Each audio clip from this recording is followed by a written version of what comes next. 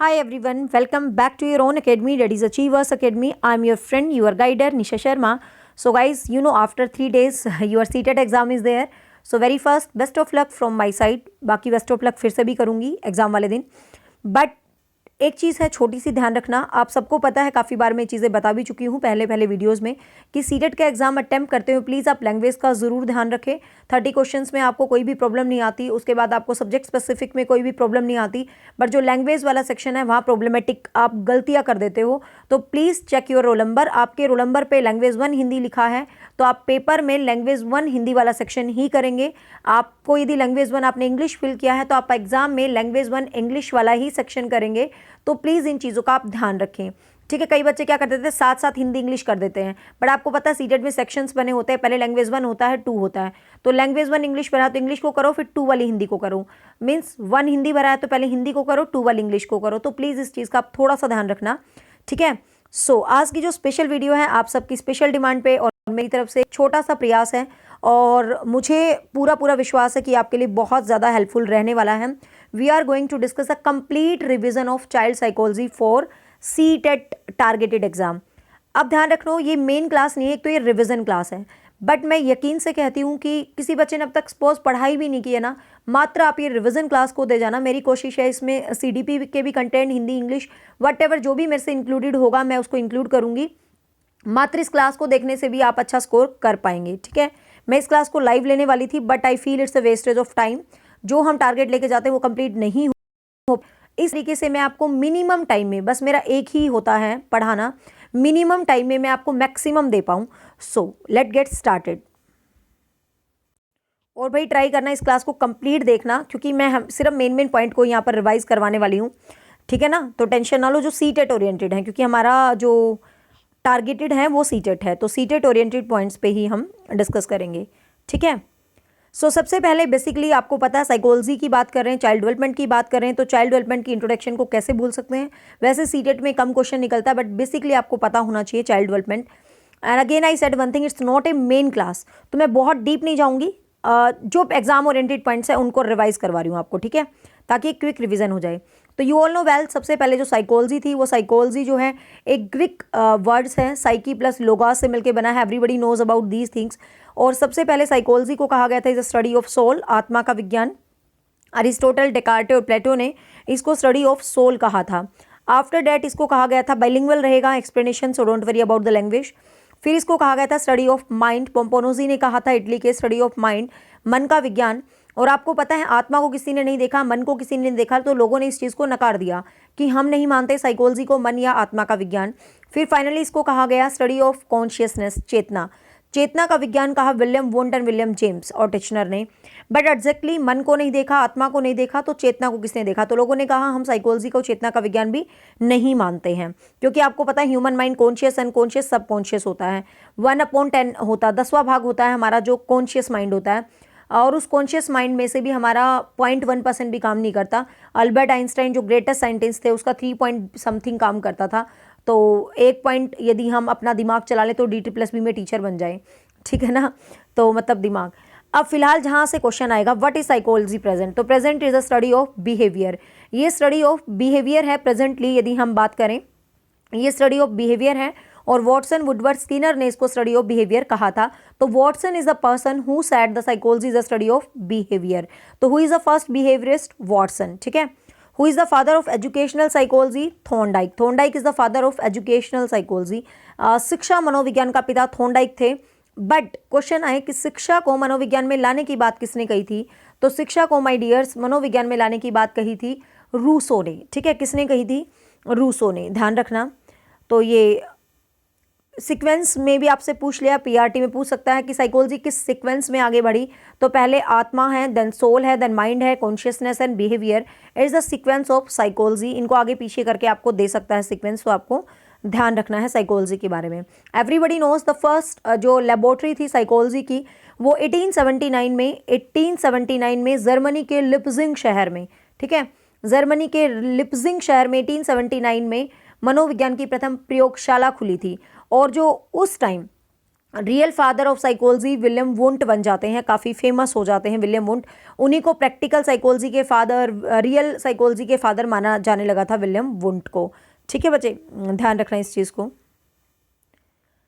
अब आपको पता है जो साइकोलॉजी है, जो शिक्षा है, वो आपके अंदर होनी चाहिए, आपके बिहेवियर में होनी चाहिए। ये सब छोटी छोटी बातें हैं।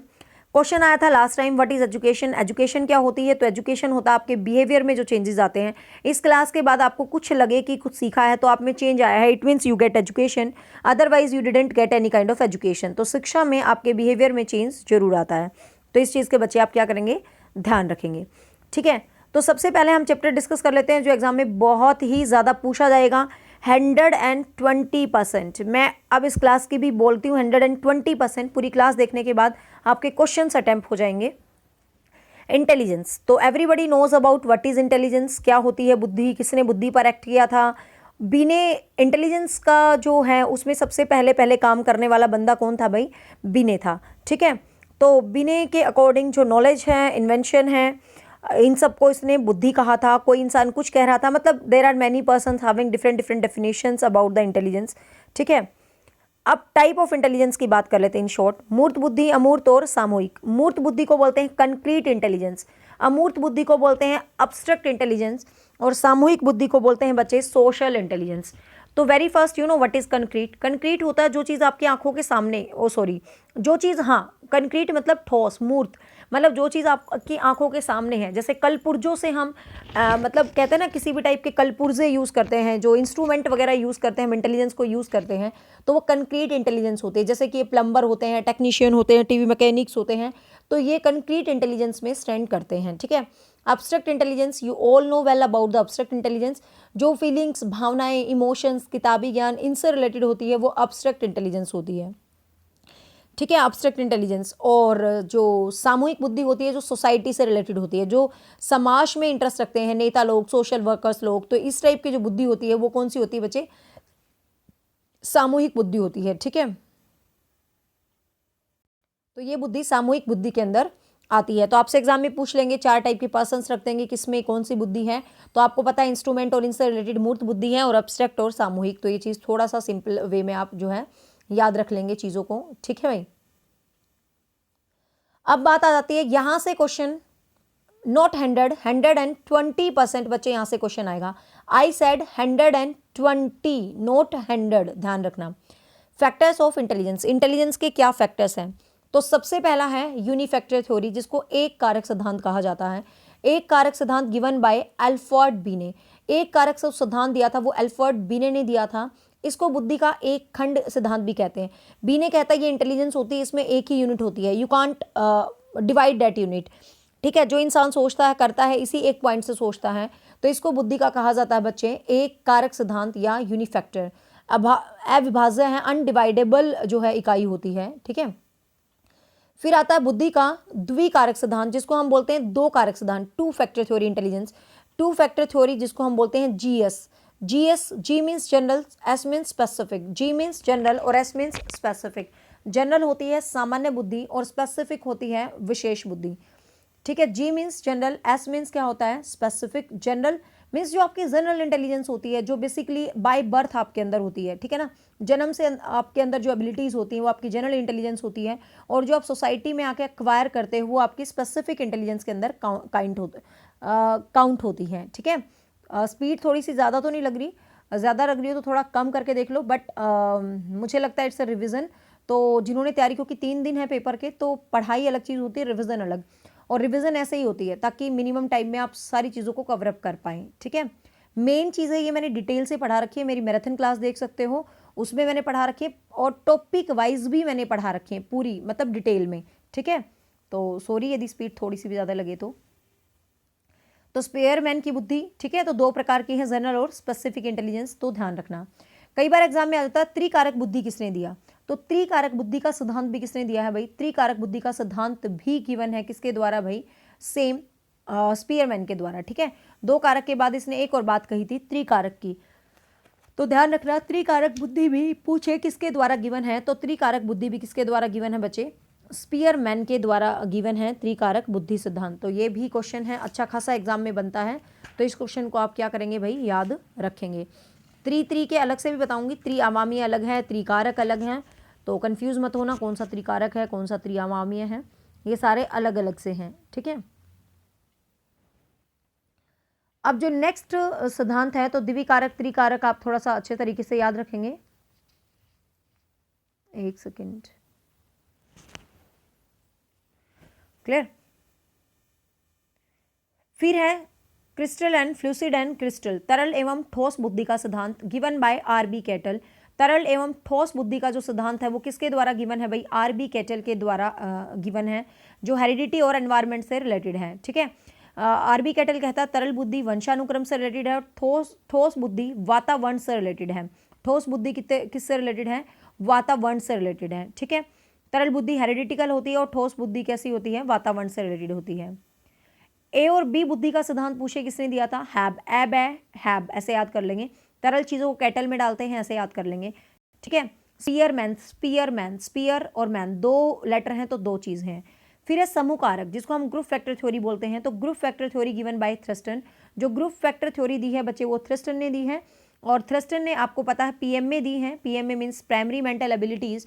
उसने कहा है कि इंसान के अंदर प्राइमरी मेंटल एबिलिटीज होती हैं, प्रारंभिक मानसिक योग्यताएं होती हैं जो 7 होती हैं, और उनसे ही इंसान क्या करता है, बुद्धि को लीड करता है। जैसे मेमोरी होती है, रीजनिंग होती है, न्यूमेरिक होती है, परसेप्चुअल होती है, स्थानीकरण होती है, वाक होती है और शाब्दिक होती है। Again I repeat, detail chapters आप मेरी वीडियोस में देखें, वहाँ मैंने बहुत आराम से शिद्दत से डिटेल में करवाई हुई हैं चीज़ें। बहुकारक सिद्धांत जिसको हम बोलते हैं मल्टी फैक्टर थ्योरी, बहुकारक सिद्धांत, multi factor theory given by Thorndike. तो थॉर्नडाइक कहता है जितनी प्रकार की मेंटल एबिलिटीज होते हैं उस इंसान में उतनी बुद्धि होती है। तो ये क्वेश्चन कई बार आ जाता है भाई, जितने प्रकार की मेंटल एबिलिटीज उतनी बुद्धि, ये बात किसने कही थी, तो ये बात थॉर्नडाइक ने कही थी, ठीक है। तो थॉर्नडाइक ने भी कहा था भाई 6 टाइप की योग्यताएं होती हैं इंसान में, जितने ही प्रकार की एबिलिटीज होती हैं उतनी ही होती हैं, और इसने टोटल जो एबिलिटीज बताई थी वो 6 बताई थी, ठीक है। बहुबुद्धि का सिद्धांत हार्वर्ड गार्डनर, डिटेल से करवाऊंगी इसको क्योंकि एग्जाम में आता है। इसका वैसे मेन पॉइंट याद रखो, न्यायदर्श और प्रतिदर्श का सिद्धांत थॉमसन ने दिया था। न्यायदर्श और प्रतिदर्श का सिद्धांत गिवन बाय थॉमसन, ठीक है, थॉमसन ने दिया था भाई ये सिद्धांत, ये भी काफ़ी बार एग्जाम में पूछा जाता है। हायरार्किकल जो थ्योरी है, वर्गानुक्रम का सिद्धांत है, बर्ट एवं बर्नर ने दिया था, बर्ट एवं बर्नर ने, ठीक है। अब वेरी वेरी इंपॉर्टेंट जो थ्योरी है that is this is the theory operational, जो प्रोडक्ट थ्योरी है, संक्रिया उत्पाद थ्योरी है, या इसका एक और नाम है त्रिअवामीय थ्योरी, 3 डायमेंशनल थ्योरी, ठीक है। 3 डायमेंशनल थ्योरी, त्रिअवामीय theory, operational product, JP Guilford. तो ये चीज़ आप याद रखेंगे, ये जेपी गिलफोर्ड ने दिया था, ठीक है। किसने दिया था बच्चे, जेपी गिलफोर्ड ने दिया था।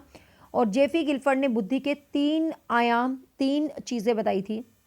संक्रिया मतलब संक्रिया प्रक्रिया को बोला, पहला था विषय वस्तु, ठीक है, दूसरा था संक्रिया और तीसरा था उत्पाद, ठीक है। जेपी गिलफोर्ड ने 3 डायमेंशनल 3 आयाम बताए हैं, विषय वस्तु, संक्रिया और उत्पाद, ठीक है। इंडेक्स में इसने 4 पॉइंट बताए हैं, इंडेक्स में इसने 4 पॉइंट बताए हैं, और दूसरे में इसने 5 और 6 ऐसे करके इसने पॉइंट्स बताए हैं।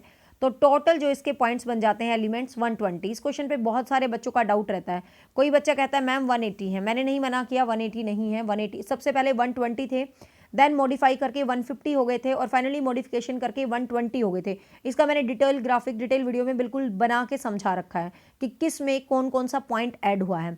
बट क्वेश्चन कैसे आएगा, यदि ये पूछे कि जेपी गिलफोर्ड के बुद्धि के वर्तमान में कितने एलिमेंट है, प्रेजेंट वर्ड देना, प्रेजेंट में कितने एलिमेंट है, तो हम 180 आंसर लगाएंगे बच्चे। लेकिन यदि वो प्रेजेंट नहीं देता और पूछे कितने एलिमेंट हैं तो 120 ही काउंट होते हैं, बट 180 तभी आंसर आता जब वो प्रेजेंट लिखता है। और ये एग्जाम में आ भी चुका है, स्टेट के आंसर की ने भी इसको 120 ही राइट किया था, प्रेजेंट के साथ 180 जो है राइट होता है। अब बात कर लेते हैं very very important, very very important, क्यों बोला मैंने बच्चे 100% कह रही हूँ मैं, इस सेक्शन से क्वेश्चन आता ही आता है। हार्वर्ड गार्डनर का बहुबुद्धि सिद्धांत, multi intelligence theory by Harvard gardener. तो हम हमेशा 9 टाइप पढ़ते हैं, बट आपको पता है एनसीईआरटी 11-12 में ऑथेंटिक फॉर्म में इसके 8 टाइप को डिस्क्राइब किया हुआ है। तो आपको ये पूछ ले कि हार्वर्ड गार्डनर की बुद्धि कितनी है, तो हम 9 पढ़ेंगे, बट आंसर यदि ऐसा क्वेश्चन आ जाए तो आप 8 करके आना। क्यों, क्योंकि हम उसको चैलेंज कर सकते हैं एनसीईआरटी के प्रूफ के साथ, ठीक है। तो हार्वर्ड गार्डनर की 9 टाइप की बुद्धि है, जिसमें 98 और 2000 में जो है लास्ट इंटेलिजेंस को जोड़ा गया था, ठीक है। अब यहाँ पर कौन कौन सी हैं ध्यान से देखिए। फर्स्ट है आंकिक तार्किक बुद्धि, जो न्यूमेरिक जो इंटेलिजेंस थी, आंकिक तार्किक बुद्धि, जो अंकों से मैथमेटिक्स से रिलेटेड होती है, न्यूमेरिक जो इंटेलिजेंस होती है, आंकिक तार्किक। फिर है म्यूजिकल इंटेलिजेंस, जो म्यूजिक से रिलेटेड जो पर्सन्स होते हैं, तो उस बुद्धि को क्या कहा जाता है भाई, म्यूजिकल इंस्ट्रूमेंट। जैसे म्यूजिक जो लोग चलाते हैं, जो म्यूजिक के बहुत ज़्यादा शौकीन होते हैं, आप ये कह सकते हो, जो बहुत फैन फॉलोइंग होती है जिनकी म्यूज़िक को लेके, तो वो जो चीज़ होती है म्यूज़िक वाली, तो वो किसके अंदर आएगा भाई, म्यूज़िकल इंस्ट्रूमेंट के अंदर आएगा, इसके अंदर म्यूज़िक वाली इंस्ट्रूमेंट के अंदर। और भाषाई बुद्धि जो लैंग्विस्टिक होते हैं, जो लैंग्वेज से रिलेटेड होते हैं, उनमें भाषाई बुद्धि होती है। बॉडी काइनेस्टिक इंटेलिजेंस सीटेट में बहुत बहुत बार आई है। बॉडी जो लैंग्वेज से रिलेटेड होती है, जैसे शरीर में किसी अंग को आप काम वाम करते हो तो बॉडी मूवमेंट का प्रॉपर ध्यान रखते हो, तो वो शारीरिक गतिक बुद्धि बॉडी काइनेस्टिक इंटेलिजेंस के अंदर आती है। ठीक है, फिर ये जो इन दोनों इंटेलिजेंस है ना, मतलब 100% आती है पेपर में, इनको ध्यान से समझ लो बच्चे। एक है इंट्रापर्सनल, एक है इंटरपर्सनल। ठीक है, एक है इंट्रापर्सनल अंतः व्यक्तिक, एक होती है अंतःपरा। इनकी इंग्लिश हिंदी में बच्चे बहुत कंफ्यूज होते हैं, डोंट बी कंफ्यूज, मैं ध्यान समझाती हूँ। एक है इंट्रा, एक है इंटर। अब आपने सुना होगा कि यार मैं इंटर डिस्ट्रिक्ट कॉलेज कंपटीशन में जा रहा हूँ। इंटर, इंटर मतलब खुद से बाहर, ठीक है ना, मतलब मेरे से रिलेट नहीं है, किसी दूसरे से रिलेटेड है, तो वो इंटर, इंटर होता है उसके लिए वर्ड। ठीक है, इंटरपर्सनल। इंट्रा हम ये याद करेंगे, अंतरा, अंतरा मतलब अपने अंदर।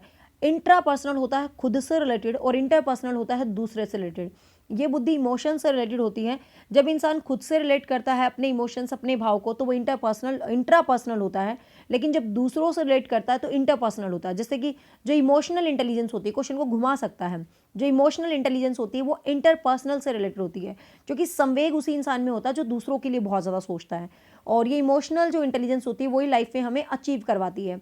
यदि हमारे अंदर इमोशंस ही नहीं है, यदि देखो, अब वही बात, मुझे नींद आ रही थी लेकिन मुझे लगा नहीं बच्चों का पेपर है और बच्चों ने रिवीजन के लिए बहुत बार बोला था, तो इट्स ए इमोशंस। यदि इमोशंस है नहीं, बच्चों को शायद ज़रूरत है, तो हम जगते हैं और हमें लगता है नहीं नहीं हमें वीडियोस बनानी चाहिए बच्चों के लिए, तो इट्स अ इंटरपर्सनल इंटेलिजेंस। जब हम दूसरों की भावनाओं की कद्र करते हैं, ध्यान रखते हैं, तो इंटरपर्सनल होती है, और जब सिर्फ खुद के बारे में सोचते हैं तो इंट्रापर्सनल हो जाते हैं। ठीक है भाई, तो ध्यान रखना, ये कई बार आ जाती है। स्थानिक, आपको पता, जो स्थान, स्पेशल बुद्धि। प्रकृति जो नेचुरलिस्टिक होती है। अस्तित्ववादी जो बाबा लोगों वाली होती है, एग्जिस्टेंशियल जो इंटेलिजेंस होती है, अस्तित्ववादी बुद्धि। ठीक है, और तो ये चीज़ आप ध्यान रखना, इंटेलिजेंस में पूछे जा सकते हैं। फिर इंटेलिजेंस के हम मेजरमेंट की बात कर लेते हैं कि बुद्धि का जो मेजरमेंट है, आपको पता है बुद्धि में सबसे पहले काम सभी के सभी बीने के द्वारा किए गए हैं, तो इंटेलिजेंस का मेजरमेंट भी सबसे पहले किसके द्वारा किया गया है भाई, बीने के द्वारा। ठीक है, तो बीने साइमन स्केल से बुद्धि का मापन किया गया है। क्लैरिटी में किसी को इशू हो तो 3 डॉट आपकी स्क्रीन पे होंगे, 3 डॉट ये देखा, ऐसे 3 डॉट होंगे, इनको आप ऐसे इंक्रीज कर लेना, 480p मतलब अपने पिक्सल्स इंक्रीज कर लेना। ठीक है, क्लियर दिखने लग जाएगी। तो बुद्धि का पहला स्केल, ठीक है, तो बुद्धि में पहले काम बीने ने ही किया था। सबसे पहले बीने ने 1905 में बीने साइमन स्केल बनाया था। ठीक है, बीने साइमन स्केल से सबसे पहले इंटेलिजेंस को मेजरमेंट किया था। फिर 1908 में मेंटल एज, मेंटल आयु, मानसिक आयु शब्द बहुत बार पूछा जा चुका है। मानसिक आयु शब्द किसने दिया, अल्फ्रेड बीने ने दिया। किस एज में दिया, 1908 में, किस मतलब ईयर में दिया, 1908 में। ठीक है, और बुद्धि लब्धि शब्द को सबसे पहले इंट्रोड्यूस किया स्टर्न ने। ठीक है, स्टर्न ने बुद्धि लब्धि जो आईक्यू शब्द है वो किसके द्वारा गिवन है भाई, स्टर्न के द्वारा गिवन है। ठीक है, आईक्यू जो वर्ड है गिवन बाय स्टर्न, ये क्वेश्चन शायद लास्ट ईयर भी सीटेट में पूछा गया था। आईक्यू शब्द है स्टर्न के द्वारा, स्टर्न ने इंट्रोड्यूस किया था। और आईक्यू का जो फॉर्मूला क्रिएट किया वो भी स्टर्न ने ही क्रिएट किया था, मेंटल एज बटे CA, मानसिक आयु बटे वास्तविक आयु। बट गाइज मेक योर, इतना डीप नहीं जाता, बट आपसे पूछ ले, ये मल्टीपल हैंडेड करने का काम किसने किया था, तो ये मल्टीपल हैंडेड टर्मन ने किया था। फिर भी हम फॉर्मूले को रिलेट करते हैं स्टर्न से। ठीक है ना, तो फॉर्मूला दिया स्टर्न ने, लेकिन कंप्लीट फॉर्मूला दिया, ऐसे करके क्वेश्चन खैर डालेगा नहीं कि पूरा फॉर्मूला किसने किया, तो टर्मन ने किया, बट स्टर्न ही रखना आप। क्लियर भाई, तो मीन्स ये चीज़ आप ध्यान रखेंगे। तो आईक्यू निकालना आपको पता ही है, कुछ भी आपको क्वेश्चन डाल सकता है, एक बच्चे का नेचुरल एज ये है, उसकी मानसिक आयु ये है, तो आईक्यू निकालना, तो आपने जो मानसिक आयु बटे वास्तविक आयु है, ठीक है, तो मानसिक आयु ऊपर लिख देगा, वास्तविक नीचे, और मल्टीपल हैंडेड करके आप उसका आंसर निकाल सकते हैं। फिर ये आईक्यू की टेबल है, डिफरेंट डिफरेंट कैटेगरीज के स्टूडेंट्स के लिए आईक्यू टेबल है जो एग्जाम में इंपॉर्टेंटली पूछी जा सकती है। आईक्यू टेबल 140 या उससे अबव जो बच्चा होता है वो जीनियस चाइल्ड होता है, प्रतिभावान बच्चा होता है, सबको पता है। फिर 120 से 130 का जो आईक्यू होता है वो वेरी सुपीरियर, जो तिरुबुद्धि बच्चे होते हैं उनके लिए होता है। 110 से 120 जो उत्तम सुपीरियर बच्चे होते हैं, ठीक है ना, 90 से 110 का जो IQ होता है वो जनरल इंटेलिजेंस के लिए होता है, 70 to 90 मंद बुद्धि के लिए होता है, 50 to 70 बैकवर्ड चाइल्ड के बीच होता है, इनके बीच भी जो मेंटल रिटार्डेड पर्सन है इन सब का IQs भी आ जाता है, 25 से कम जैसे जड़ बुद्धि होते हैं, मूर्ख बुद्धि होते हैं, तो ये IQ टेबल भी पूछी जा सकती है, ठीक है। ये IQ टेबल जो है टर्मन के द्वारा दी गई थी, किसके द्वारा बच्चे, टर्मन के द्वारा। अब इंटेलिजेंस मेजरमेंट की यदि हम विधियों की बात करें कि इंटेलिजेंस मेजरमेंट की कौन सी मुख्य विधियां हैं, तो दो विधियां हैं, व्यक्तिगत और सामूहिक, ठीक है, व्यक्तिगत और सामूहिक, वर्बल या नॉन वर्बल, वर्बल या नॉन वर्बल, ठीक है, व्यक्तिगत, सामूहिक, वर्बल या नॉन वर्बल, ठीक है। तो वर्बल या नॉन वर्बल, व्यक्तिगत और सामूहिक, जिसको हम वर्बल और नॉन वर्बल टू पार्ट्स में इसको सब डिवाइड कर दिया गया है। वर्बल मीन्स जिसमें हम बोल बाल के बुद्धि का एफर्ट्स मतलब पता लगाते हैं, वर्बल इंटेलिजेंस होती है। नॉन वर्बल जिसमें हम बिना बोले मतलब एक्टिविटीज़ के माध्यम से, जिसमें एक्टिविटीज़ के माध्यम से हम बच्चे की बुद्धि का पता लगाते हैं, तो उसको हम क्या बोलते हैं भाई, उसको हम नॉन वर्बल जो है टेस्ट बोलते हैं, ठीक है। तो वर्बल और नॉन वर्बल इस तरीके से इंटेलिजेंस को डिवाइड कर रखा है। तो वर्बल टेस्ट में जो सबसे पहला टेस्ट होता है डेट इज़ कॉल्ड बीने साइमन स्केल, वो बीने साइमन स्केल है, सबसे पहला जो टेस्ट है, अल्फ्रेड बीने ने ही इसको इंट्रोड्यूस किया था। ये पेरिस में एक मतलब यूनिवर्सिटी थी जिसका ये एक यू कैन से प्रोफेसर था, ठीक है ना। 1890 के लगभग इसने जो ये एफर्ट्स करने शुरू कर दिए थे, फिर 1905 में अपनी बीने स्केल्स को प्रकाशित कर दिया गया था। इसको 3 टाइम इसने रिवाइज्ड करा था, ठीक है ना। इसने तो बीने साइमन स्केल में बेसिकली 2 टाइम मॉडिफाई किया गया था। स्टार्टिंग में 30 क्वेश्चंस के राउंड लिए गए थे, फिर 59 क्वेश्चंस लिए गए थे, इस तरीके से बीने साइमन स्केल था। फिर बीने साइमन के स्केल को स्टैनफोर्ड बीने स्केल जो कि टर्मन ने दिया था, Stanford is a name of university, ध्यान रखना, it's not a name of psychologist, ये यूनिवर्सिटी का नाम था स्टैनफोर्ड बीने स्केल, जिसने मतलब इनको मॉडिफाई करके 90 क्वेश्चंस को पूछ के मतलब इस स्केल को क्या किया था भाई, एक तरह से यूटिलाइज आप कह सकते हो किया था, ठीक है। और नॉन वर्बल टेस्ट में यदि हम आ जाते हैं तो वैशलर का वैल्यू टेस्ट हम करते हैं और पोर्टियस का भूल भुलैया टेस्ट करते हैं, ठीक है। वैशलर का वैल्यू टेस्ट और पोर्टियस का भूल भुलैया टेस्ट, तो ये ऐसे ही एक्टिविटी टाइप में है, देखो ट्यूब में खेलते हैं, भूल भुलैया में ऐसे याद करना। फिर सामूहिक जो टेस्ट हैं, सामूहिक टेस्ट में आर्मी अल्फा, आर्मी बीटा, और ये मतलब सामूहिक है, ये 2 भागों में, भाषिक और अभाषिक, आर्मी अल्फा, आर्मी सामान्य, आर्मी बीटा और शिकागो परीक्षण। तो इस तरीके से छोटी सी टेबल है, सिंपल सा याद रखना, सबसे पहले वर्बल एंड व्यक्तिगत और सामूहिक, फिर verbal and non verbal. Verbal में पहना बीने का स्टैनफोर्ड ने किया, वैशलर वैल्यू और पोर्टियस भूल भुलैया, इधर army, army alpha, army beta, army सामान्य और शिकागो परीक्षण, ठीक है। इस तरीके से जो है ये टेस्ट लिए जाते थे बुद्धि का। और भारत में बुद्धि का परीक्षण पूछे तो 1922 में डॉक्टर राइस ने इंटेलिजेंस को इंट्रोड्यूस किया था भारत के अंदर, ठीक है ना। और फिर इमोशनल इंटेलिजेंस है, काफ़ी बार पूछी जाती है, ध्यान रखना। इमोशनल इंटेलिजेंस सबसे पहले यदि पूछे किसने दी तो डेनियल वो दी थी, क्या नाम था उनका, अरे मुझे हमेशा याद रहती है, क्या था, हाँ, जॉन मेयर और पीटर स्लोबे, ध्यान रखना, ये जॉन मेयर और पीटर स्लोबे, इन्होंने सबसे पहले इमोशनल इंटेलिजेंस को इंट्रोड्यूस किया था, जॉन मेयर और पीटर स्लोबे ने। लेकिन जो इमोशनल इंटेलिजेंस सही मायने में गिवन थी तो वो किसके मतलब जिसको इंक्रीज किया था वो डेनियल गोलमैन ने किया था। तो याद कर लेना, मैन को गोल गोल घुमाती हैं भावनाएं, तो इमोशंस इंसान को गोल गोल घुमाते हैं, ठीक है। कल्चर इंटेलिजेंस, कल्चर से रिलेटेड टेस्ट हैं जो प्रोग्रेसिव कैटल द्वारा दिया गया था, ठीक है। तो ये टेस्ट भी थोड़ा सा याद रखना। भाटिया, जलोटा, ये सब भारत में बुद्धि के परीक्षण थे। अब जो चिंतन है, ठीक है, तो इंटेलिजेंस में इतना सब कुछ कर लेना। हार्वर्ड गार्डनर और इंटेलिजेंस के टेस्ट और इंटेलिजेंस के ये जो फॉर्मूले हैं, थोड़ा इंटेलिजेंस के चैप्टर को यदि टाइम लगे तो डिटेल में पढ़ जाना, कोई बुराई नहीं है, ठीक है भाई। रेवन का प्रोग्रेसिव मैट्रिसेस रेवन ने दिया था 1935 के अंदर। कल्चर मुक्त जो फ्री इंटेलिजेंस थी उसके ऊपर इसने बात की थी। कैटल ने सांस्कृतिक बुद्धि परीक्षण जो है कैटल के द्वारा गिवन था। तो भाटिया, जलोटा, ठीक है ना, जोशी, ये सब भारतीय नेम है, तो थोड़ा थोड़ा आप थोड़ा सा ध्यान इसको रखेंगे, ओके। अब बात कर लेते हैं बच्चे बुद्धि परीक्षण। तो इंटेलिजेंस के चैप्टर में आप इतना ही याद रखना, बहुत है बुद्धि की उपयोगिता, और इसके अंदर हार्वर्ड गार्डनर वाला पॉइंट अच्छे तरीके से याद रख लेना। फिर इमोशनल इंटेलिजेंस आपको पता है भाई, बहुत अच्छे से इमोशन, संवेगों को समझने में काम आती है, संवेगों की पहचान, संवेगों से आपको अवेयर जरूर होना चाहिए, क्योंकि इमोशंस जितने अच्छे होंगे उतना आप बेटर समझ पाएंगे। ठीक है बच्चे, अब देखिए, अब एक चैप्टर और है चिंतन से रिलेटेड, बहुत डीप नहीं लेके चलेंगे इसमें, जो सीटेट में क्वेश्चन आते हैं। सीटेट में क्वेश्चन बेसिकली यहीं से आते हैं, टेट एस्टेट तो बहुत डीप जाता है, बट सीटेट में यहीं से क्वेश्चन आते हैं। चिंतन आपको पता है, किसी भी चीज़ पे थिंक करना, चिंतन करना।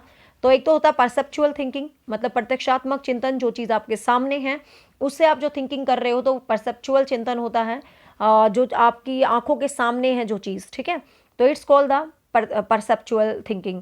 मतलब जब स्थिति आपके सामने आप थिंक कर रहे हो, जैसे कि कहीं कुछ हो जाता है एकदम, हम सोचते हैं यार ऐसा कर ले ऐसा कर ले, हम बोलते नहीं अरे अरे मैम ऐसा कर लो, ऐसा नहीं ऐसे कर लो, जैसे पेपर में दिमाग लगाते हैं, that is kind of perceptual thinking. ठीक है, कल्पनात्मक जो चिंतन होता है, you all know well, imaginations जब हैवी होते हैं माइंड पे, जब भावनाएं इमेजिनेशंस हैवी होते हैं और आपका वास्तविक दिमाग नहीं चलता, तो कल्पनात्मक चिंतन होता है। ये दो, आलोचनात्मक चिंतन होता है, क्रिटिसिज्म से रिलेटेड, मतलब किसी चीज़ को जाने बिना, पहचाने बिना, जब आप उस चीज़ की कमियां निकालते हो, मतलब आपने किसी चीज़ को देखा नहीं, जाना नहीं, समझा नहीं, पहचाना नहीं, और फिर आप उसको, उसकी दोष निकालने लग जाते हो, गुण दोष को आंकने लग जाते हो। तो ये जो चिंतन होता है बच्चे, ये कौन सा चिंतन होता है, ये क्रिटिकल जो है चिंतन होता है। ठीक है, अब ये दो हैं जो आपको पक्के से याद रखने हैं। One is divergent thinking, second is convergent thinking, जिसको हम बोलते हैं अपसारी चिंतन और अभिसारी चिंतन। अपसारी कौन सा होता है भाई, डाइवर्जेंट। डाइवर्जेंट थिंकिंग कौन सी होती है, डाइवर्ट होता है ना, हम ऐसे याद कर लेंगे, हम डाइवर्ट हो गए, रास्ता भटक गए। कहने का मतलब क्या है, जब एक चीज़ को हम एक से बहुत ज़्यादा अधिक तरीके से सोचते हैं, तो बच्चे इसको हम डाइवर्जेंट थिंकिंग बोलते हैं। जब एक चीज़ को बहुत डिफरेंट वे में आप थिंक कर पाते हो, आपका माइंड अलग अलग दिशाओं में चलता है, तो that is called divergent thinking, जो क्रिएटिविटी के अंदर बेसिकली पाई जाती है। ठीक है, क्रिएटिविटी हैविंग डाइवर्जेंट थिंकिंग, ये क्वेश्चन भी आता है कई बार, याद रख लेना। और कन्वर्जेंट थिंकिंग क्या होती है, जो करेक्ट होती है, शुद्धता होती है, जो हमारा माइंड सेटअप होता है उसके ऊपर जो बेस्ड होती है, डेट इज कन्वर्जेंट, जो फैक्ट्स पर आधारित होती है। अब आपको पता, जो साइंटिस्ट कहते हैं, साइकोलॉजिस्ट कहते हैं, जो बुद्धि होती है वो करेक्ट होती है, वो हमेशा सही होती है, तो बुद्धि के करेक्शन पर ही आधारित होती है डाइवर्जेंट थिंकिंग। तो ध्यान रखना, intelligence includes divergent thinking, but according to Guilford आपसे पूछा है क्वेश्चन को, याद रखना, अकॉर्डिंग टू गिलफोर्ड आपसे पूछ लिया जाए, तो गिलफोर्ड ने बुद्धि में अपसारी चिंतन बताया था। बच्चे क्वेश्चन का डिफरेंस समझना, क्वेश्चन आई बुद्धि में कैसा चिंतन होता है, हम कहेंगे अभिसारी, और क्रिएटिविटी में कैसा होता है, अपसारी, बट अकॉर्डिंग टू गिलफोर्ड बुद्धि में कौन सा चिंतन होता है, अपसारी। ठीक है, तो ये चीज़ आप थोड़ा सा इंपॉर्टेंटली याद रखेंगे, आपकी बुद्धि है इमोशंस पर आधारित होती है।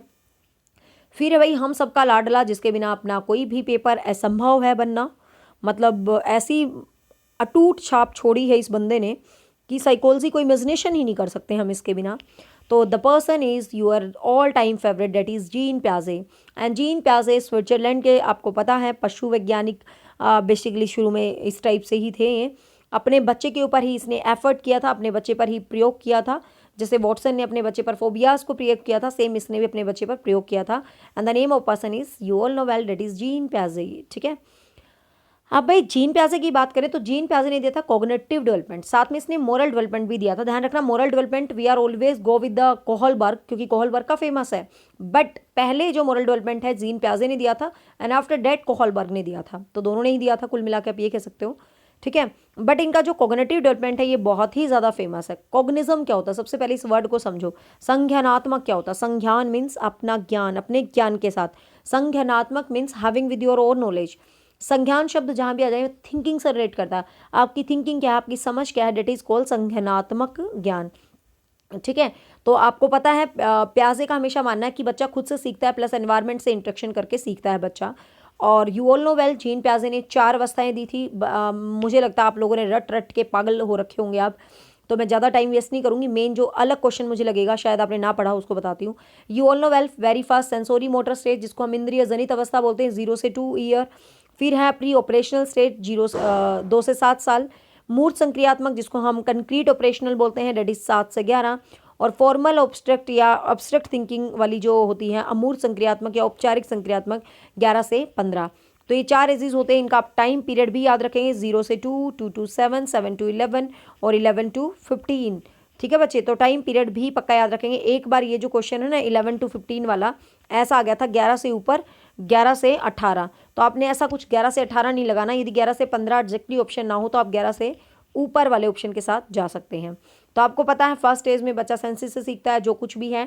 इस एज में ना बहुत सारी चीज़ें होती हैं, मतलब जीन प्याजे के अकॉर्डिंग इस एज में बच्चा ना फॉलो करता है, आपको पता अनुकरण करता है। तो सीधा सीधा क्वेश्चन आएगा, अनुकरण जीन प्याजे की किस अवस्था में है? फर्स्ट में। इस एज की जो एक्टिविटीज़ होती हैं एग्जैक्टली जीन प्याजे को लगता है कि मीनिंगलेस होती हैं। इस एज का जो मेन पॉइंट है आपको ये याद रखना, object permanence, very very important question. Object permanence पाई भी जाती है और नहीं भी पाई जाती, very very good point. Remember 0 से 2 है, इसको फिर सब पार्ट में डिवाइड कर रखेंगे, इतने महीने से इतना, इतने महीने से इतना। ये भी मैंने जीन प्याजे की उप अवस्थाओं में करवा रखा है, इतने महीने से इतना, इतने महीने से इतना। तो ये जो चीज़ होती है भाई, इतने से इतना, इतने से इतना, इतने से इतना, तो स्टार्टिंग में तो बच्चे को नहीं पता होता चीज़ों का, तो क्वेश्चन ये आ जाए वस्तु स्थायित्व नहीं होता किस स्टेज में? फर्स्ट में ही।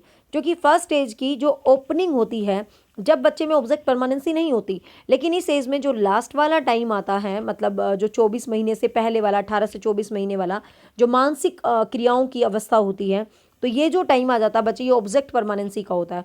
ऑब्जेक्ट परमानेंसी आप समझ ही गए होंगे कि बच्चे के सामने कोई ऑब्जेक्ट हम रख दें फिर उसको उठा लें, तो बच्चे का माइंड सेट है कि नहीं इसने कुछ ना कुछ उठाया है। तो ये ऑब्जेक्ट परमानेंसी फर्स्ट स्टेज में आ जाती है, ये इस एज का विशेष क्वेश्चन है। ठीक है, जो पूर्व संक्रियात्मक अवस्था है, पूर्व प्रत्यात्मक या पूर्व संक्रियात्मक अवस्था आपको पता है, इसके अंदर प्री ऑपरेशनल, मतलब इसके अंदर स्टार्टिंग होती है विचारों की, भावनाओं की, इमोशंस की, जिज्ञासाओं की, क्वेश्चनिंग की। बच्चा ईगो सेंट्रिक होता है, यहाँ पर अपनी लैंग्वेज क्रिएट कर रहा है। ठीक है ना, तो इसमें इस अवस्था में एनिज्म होता है। इस अवस्था में जो एक तरह से स्कीमा है, एनिज्म होता है। एनिज्म क्या होता है? आप अमूर्त चीज़ों को भी, मतलब जो चीज़ें लाइव नहीं होती है उनको भी आप असली समझ लेते हो। जैसे आपके बच्चे के पास कोई टॉय है, हम उस टॉय को मारते हैं तो बच्चे को लगता है यार मुझे भी लग रहा है, तो मतलब इस टाइप से होता है। ठीक है ना, इस एज को आगे दो भागों में प्री डिवाइडेड किया गया है, पूर्व प्रज्ञा काल और अंत्य प्रज्ञा काल। ठीक है, पूर्व प्रज्ञा काल और अंत्य प्रज्ञा काल ये सेकंड एज के ही दोनों के दोनों भाग हैं। फिर थर्ड एज में आपको पता है कंक्रीट ऑपरेशनल स्टेज, ये कंक्रीट होती है, ठोस होती है, संक्रियाएं होती हैं। इसमें आप मूर्त रूप से, मूर्त मतलब जो चीज़ें आपके सामने हैं आप उस पर चिंतन करना शुरू कर देते हैं, और इसको पलटावी अवस्था भी कहते हैं, उत्कर्मणीयता की अवस्था भी कहते हैं। इसमें चेंजेस भी आ जाते हैं बच्चे में, मतलब पलट देते हैं ना चीज़ों को, जैसे 10 6 6 और 10, 4 और 6 10 होते हैं, तो 10 में से 6 गए 4 होते हैं। तो ये चीज़ भी बच्चे को यहाँ पता होती है, उत्कर्मण्यता बोलते हैं इसको, पलटावी जो एज होती है इस एज को कहा जाता है। ठीक है, चीज़ों और घटनाओं पर बच्चा जो है चिंतन विंतन अच्छे तरीके से शुरू कर देता है। और जो लास्ट स्टेज होती है बच्चे, जो एंड वाली स्टेज होती है, और थर्ड स्टेज में और भी बहुत सारी चीज़ें होती हैं, और भी बहुत सारी एबिलिटी होती हैं, जैसे अंश से पूर्ण का ज्ञान, जैसे एक चीज़ आधी है, अधूरी है, पूरी है, एनालॉजी है, क्लासिफिकेशन है, सीक्वेंस है, मैथमेटिक्सम है, कंजर्वेशन है, ये सब थर्ड स्टेज में बच्चे को क्लियरली पता चल जाता है। जो फोर्थ स्टेज होती है ये हिपोथेसिस की अवस्था होती है। ये हिपोथेसिस वाला क्वेश्चन बहुत बार डाला जाता है। हिपोथेसिस की जो अवस्था होती है वो फोर्थ अवस्था होती है, मतलब हिपोथेसिस इन द अपनी ही चीज़ें, अपना ही धुन में अपनी चीज़ों को क्रिएट करना। वो ईगोसेंट्रिज्म अलग चीज़ है, बट हिपोथेसिस मतलब अपने एक तरह से मेंटल विचारों को जो है हम प्रेजेंट करते हैं, उस थिंकिंग को। तो उस टाइप की अमूर्त चीज़ों के लिए होती है, ये तो सबको ही पता है भाई, अमूर्त चीज़ों के लिए थिंकिंग होती है बच्चे में। ठीक है ना, तो एवरीबडी नोज अबाउट दिस की जो मूर्त चिंतन है वो शुरू थर्ड एज में होता है, लेकिन जो अमूर्त चिंतन होता है, जो एब्स्ट्रैक्ट थिंकिंग है, वो स्टार्ट भी फोर्थ एज में ही होता है, फोर्थ में ही डेवलप होता है, फोर्थ में ही मेंटल कॉन्फ्लिक्ट और हिपोथेटिकल रीजनिंग पावर आ जाती है। ठीक है, फिर जीन प्याजे के कुछ वर्ड हैं जिनको आई थिंक हम बहुत बहुत बार डिस्कस कर लेते हैं, और इसके लिए तो स्पेशल मैं कहूँगी एक वीडियो बना रखी है मैंने जो सिर्फ शब्दों पर रिलेटेड है, थोड़ा डीप कंटेंट है, उसको देख लेंगे तो बेहतरीन रहेगा आपके लिए, क्वेश्चन डाला जा सकता है वहाँ से। ठीक है, अब आपको पता जीन प्याजे ने एक वर्ड दिया स्कीमा। स्कीमा क्या होता है? आपकी सोच, आप किस चीज़ के लिए क्या सोचते हो, किस तरीके से सोचते हो, तो जो आपकी सोच होती है माय डियर वो ही स्कीमा होती है। हर चीज़ के आप निशा मैम के लिए क्या सोचते हो, आपने अपनी एक स्कीमा बना रखी है, मतलब चीज़ों को अंडरस्टैंड करना, समझ लेना, तो वो एक स्कीमा आपने निर्धारित कर रखी है। ठीक है ना, तो वो स्कीमा मतलब हर कोई अपनी अपनी निर्धारित कर लेता है, तो आपने भी अपनी कर रखी होगी, सबने अपनी अपनी कर रखी होगी, मतलब चीज़ों को आप किस तरीके से एनालाइज करते हो, डेट इज़ यूअर स्कीमा। अब अडेप्टेशन होता है, आपको पता है, अनुकूलन होता है। अनुकूलन मतलब आप वातावरण के साथ कैसे एडजस्टमेंट कर रहे हैं, डेट इज़ अडेप्टेशन। अभी अडेप्टेशन होता है दो टाइप से होता है, एक होता है असिमिलेशन और एक होता है अकोमोडेशन, जो आपको बहुत ही ज़्यादा कंफ्यूज करेगा। हिंदी में अलग अलग नाम रख देते हैं, इंग्लिश में ध्यान रखना। One is assimilation and second is accommodation. Assimilate करने का मतलब होता है चीज़ों को, असिमिलेट होना ना, ग्रहण करना। मतलब आपको एक चीज़ का पता है लेकिन किसी ने बताया नहीं ये चीज़ ऐसे नहीं ऐसे होती है बच्चे, तो आप उसको असिमिलेट कर लेते हो। जैसे बच्चा खुद से सीखता है, मतलब एनवायरनमेंट से चीज़ों को देखता रहता है। जैसे कि एक बच्चा अपनी माँ के साथ जा रहा है, वो एक गाय को देख रहा है, 4 बैल ये वो सफ़ेद रंग की, लेकिन उसने कहा ये गाय है। अगली बार गाय आई, उसने कहा गाय है, बट उसकी मम्मी कहेगी नहीं नहीं बेटा काली वाली तो भैंस होती है, ये वाली गाय होती है, लाइक कुछ भी है। तो बच्चा समझ जाएगा, मतलब वो अपने पूरा जो ज्ञान है उसमें एडिटिंग कर रहा है, समझ रहा है, अपनी अंडरस्टैंडिंग बना रहा है, तो डेट इज़ कॉल्ड असिमिलेशन। तो वो चीज़ क्या कहलाती है बच्चे? असिमिलेशन कहलाता है, ध्यान रखना। मीन्स उसके पास कुछ है और उसी के अंदर वो सुधार कर रहा है, तो ये असिमिलेशन होता है। लेकिन अकोमोडेशन में क्या होता है, आपने कुछ नया सीखा, नया सीखने के बाद जो आपका पुराना ज्ञान है, मतलब जो आपको पुरानी नॉलेज थी, उसमें आप चीज़ों को आइडेंटिफाई कर रहे हो, उसमें आप मतलब इसमें चेंज कर रहे हो। जो नया ज्ञान है उसके आधार पर पुराने ज्ञान में चेंज करना। देखो पुराना ये है, नया ये है, पुराने में पूरा परिवर्तन कर रहे हो, असिमिलेशन में पुराने में ऐड कर रहे हो, ठीक है। इसमें अपनी एक नई सोच बिल्ट होती है, लेकिन इसमें सिर्फ सोच में एडिटिंग होती है। जब ये आए ना, नया सीख के पूर्ववर्ती ज्ञान में कुछ मॉडिफाइड कर रहे हैं, तो अकोमोडेशन आएगी। लेकिन कुछ नया सीख रहे हैं, पुराने के साथ नया भी सीख रहे हो, ऐड कर रहे हो चीज़ों को, तो असिमिलेशन आएगा, ठीक है। तो ध्यान रखना ये चीज़, तो काफ़ी बार पूछ लेते हैं,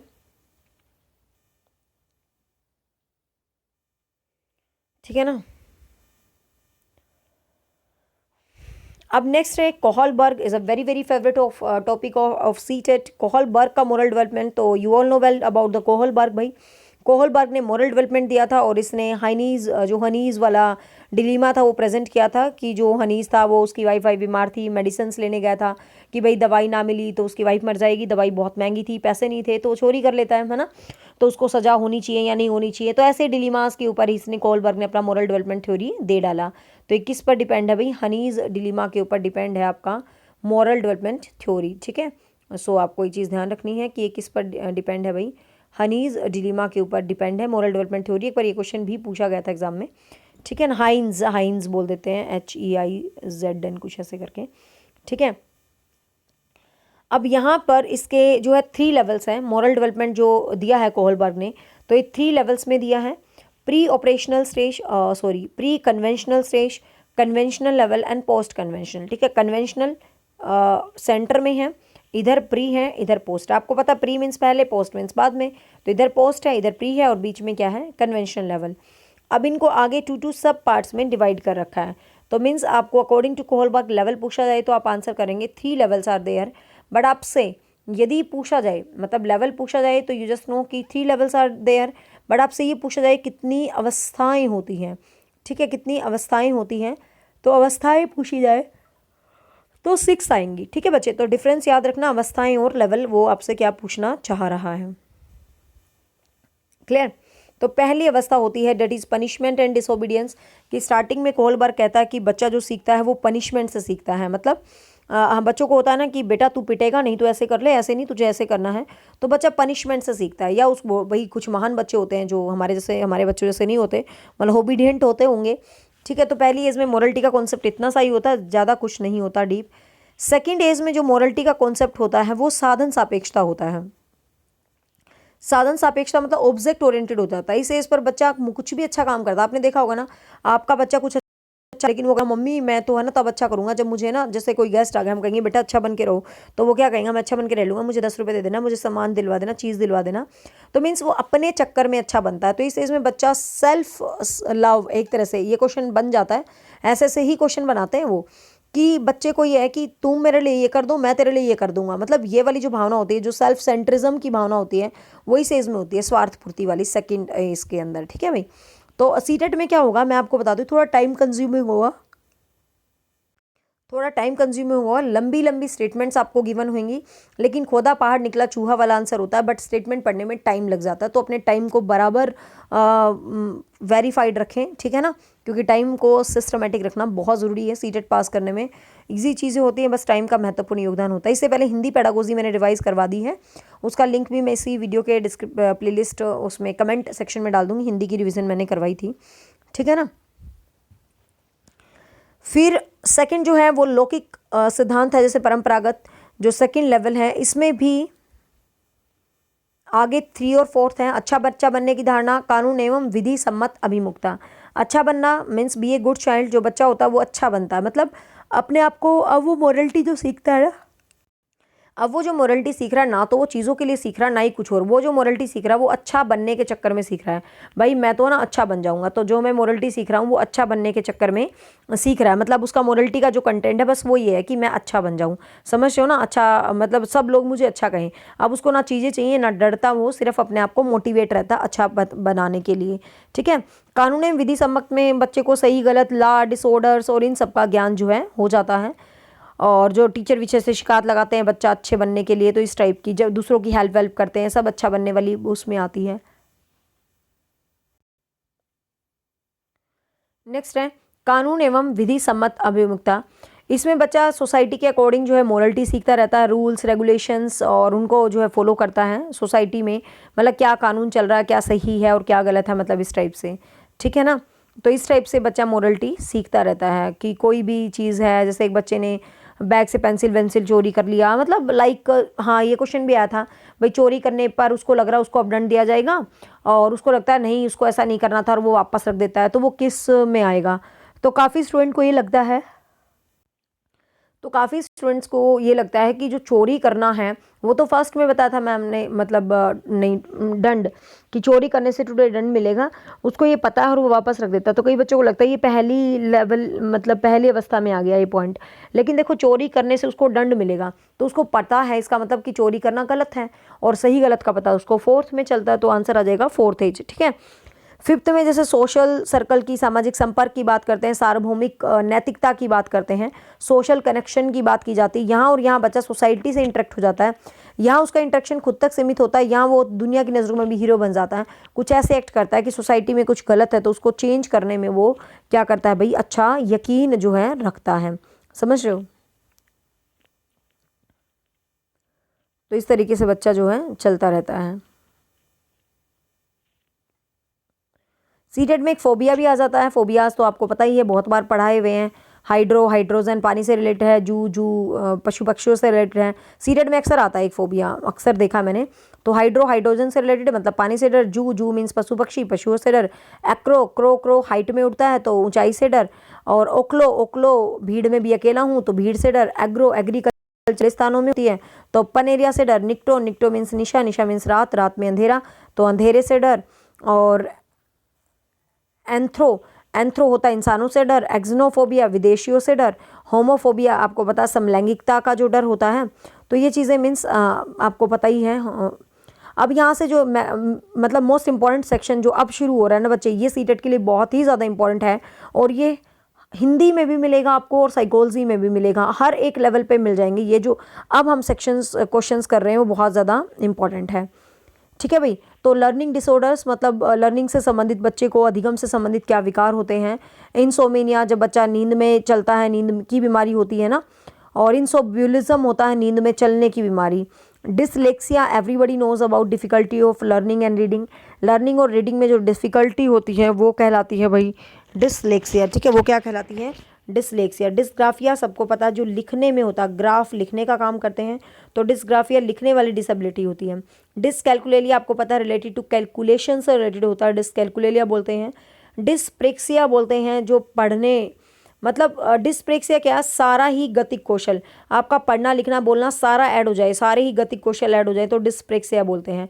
ठीक है। डिस्मोर्फिया आपको पता है, जब हम मोर्फिया मतलब हमें आकृति शेप्स जो सही साइज दिखाई नहीं देता तो डिस्मोर्फिया बोलते हैं उसको। ठीक है बच्चे। और डेलीरियम होता है दिमाग, जब दिमाग सेंटर्ड नहीं रहता तो उसको डेलीरियम बोलते हैं। डेलोरियम। डिस्टोफिया जब बहुत ही ज़्यादा बंदा इमेजिनेशंस करता रहता है, हैवी इमेजिनेशंस में। डिस्थीमिया आपको पता है जो शारीरिक कमज़ोरी हो जाती है, डिस्थीमिया कहलाती है। सोरोलिकी अपने आप में कोई बंदा है, सोरोलिकी खुद में बातें करता रहता है, मतलब खुद से ही बातें करता रहता है हमेशा। निशा तू ये करेगी नहीं मेरे मतलब ऐसे खुद से बातें करना। ठीक है। अमेनेशिया आपको पता है भूलने की बीमारी होती है अमेनेशिया। और डिस्फेजिया होती है बोलने से संबंधित जो डिसेबिलिटी होती है, ये हिंदी में भी मैंने रिप्रेजेंट सेशन में करा था, बोलने वाली डिसेबिलिटी। ठीक है ना। अब क्वेश्चन स्टेटमेंट में दे कुछ भी दे सकते हैं। ठीक है। तो याद आपको क्वेश्चन को अच्छे तरीके से जो है फाइंड आउट करके रखना है। अब लर्निंग लर्निंग तो भाई बहुत बहुत बार पढ़ चुके हैं, आपको पता ही है। लर्निंग को थोड़ा सा रुको, पहले मेन टॉपिक करवाती हूँ, क्योंकि लर्निंग में काफ़ी सारा टाइम लगेगा।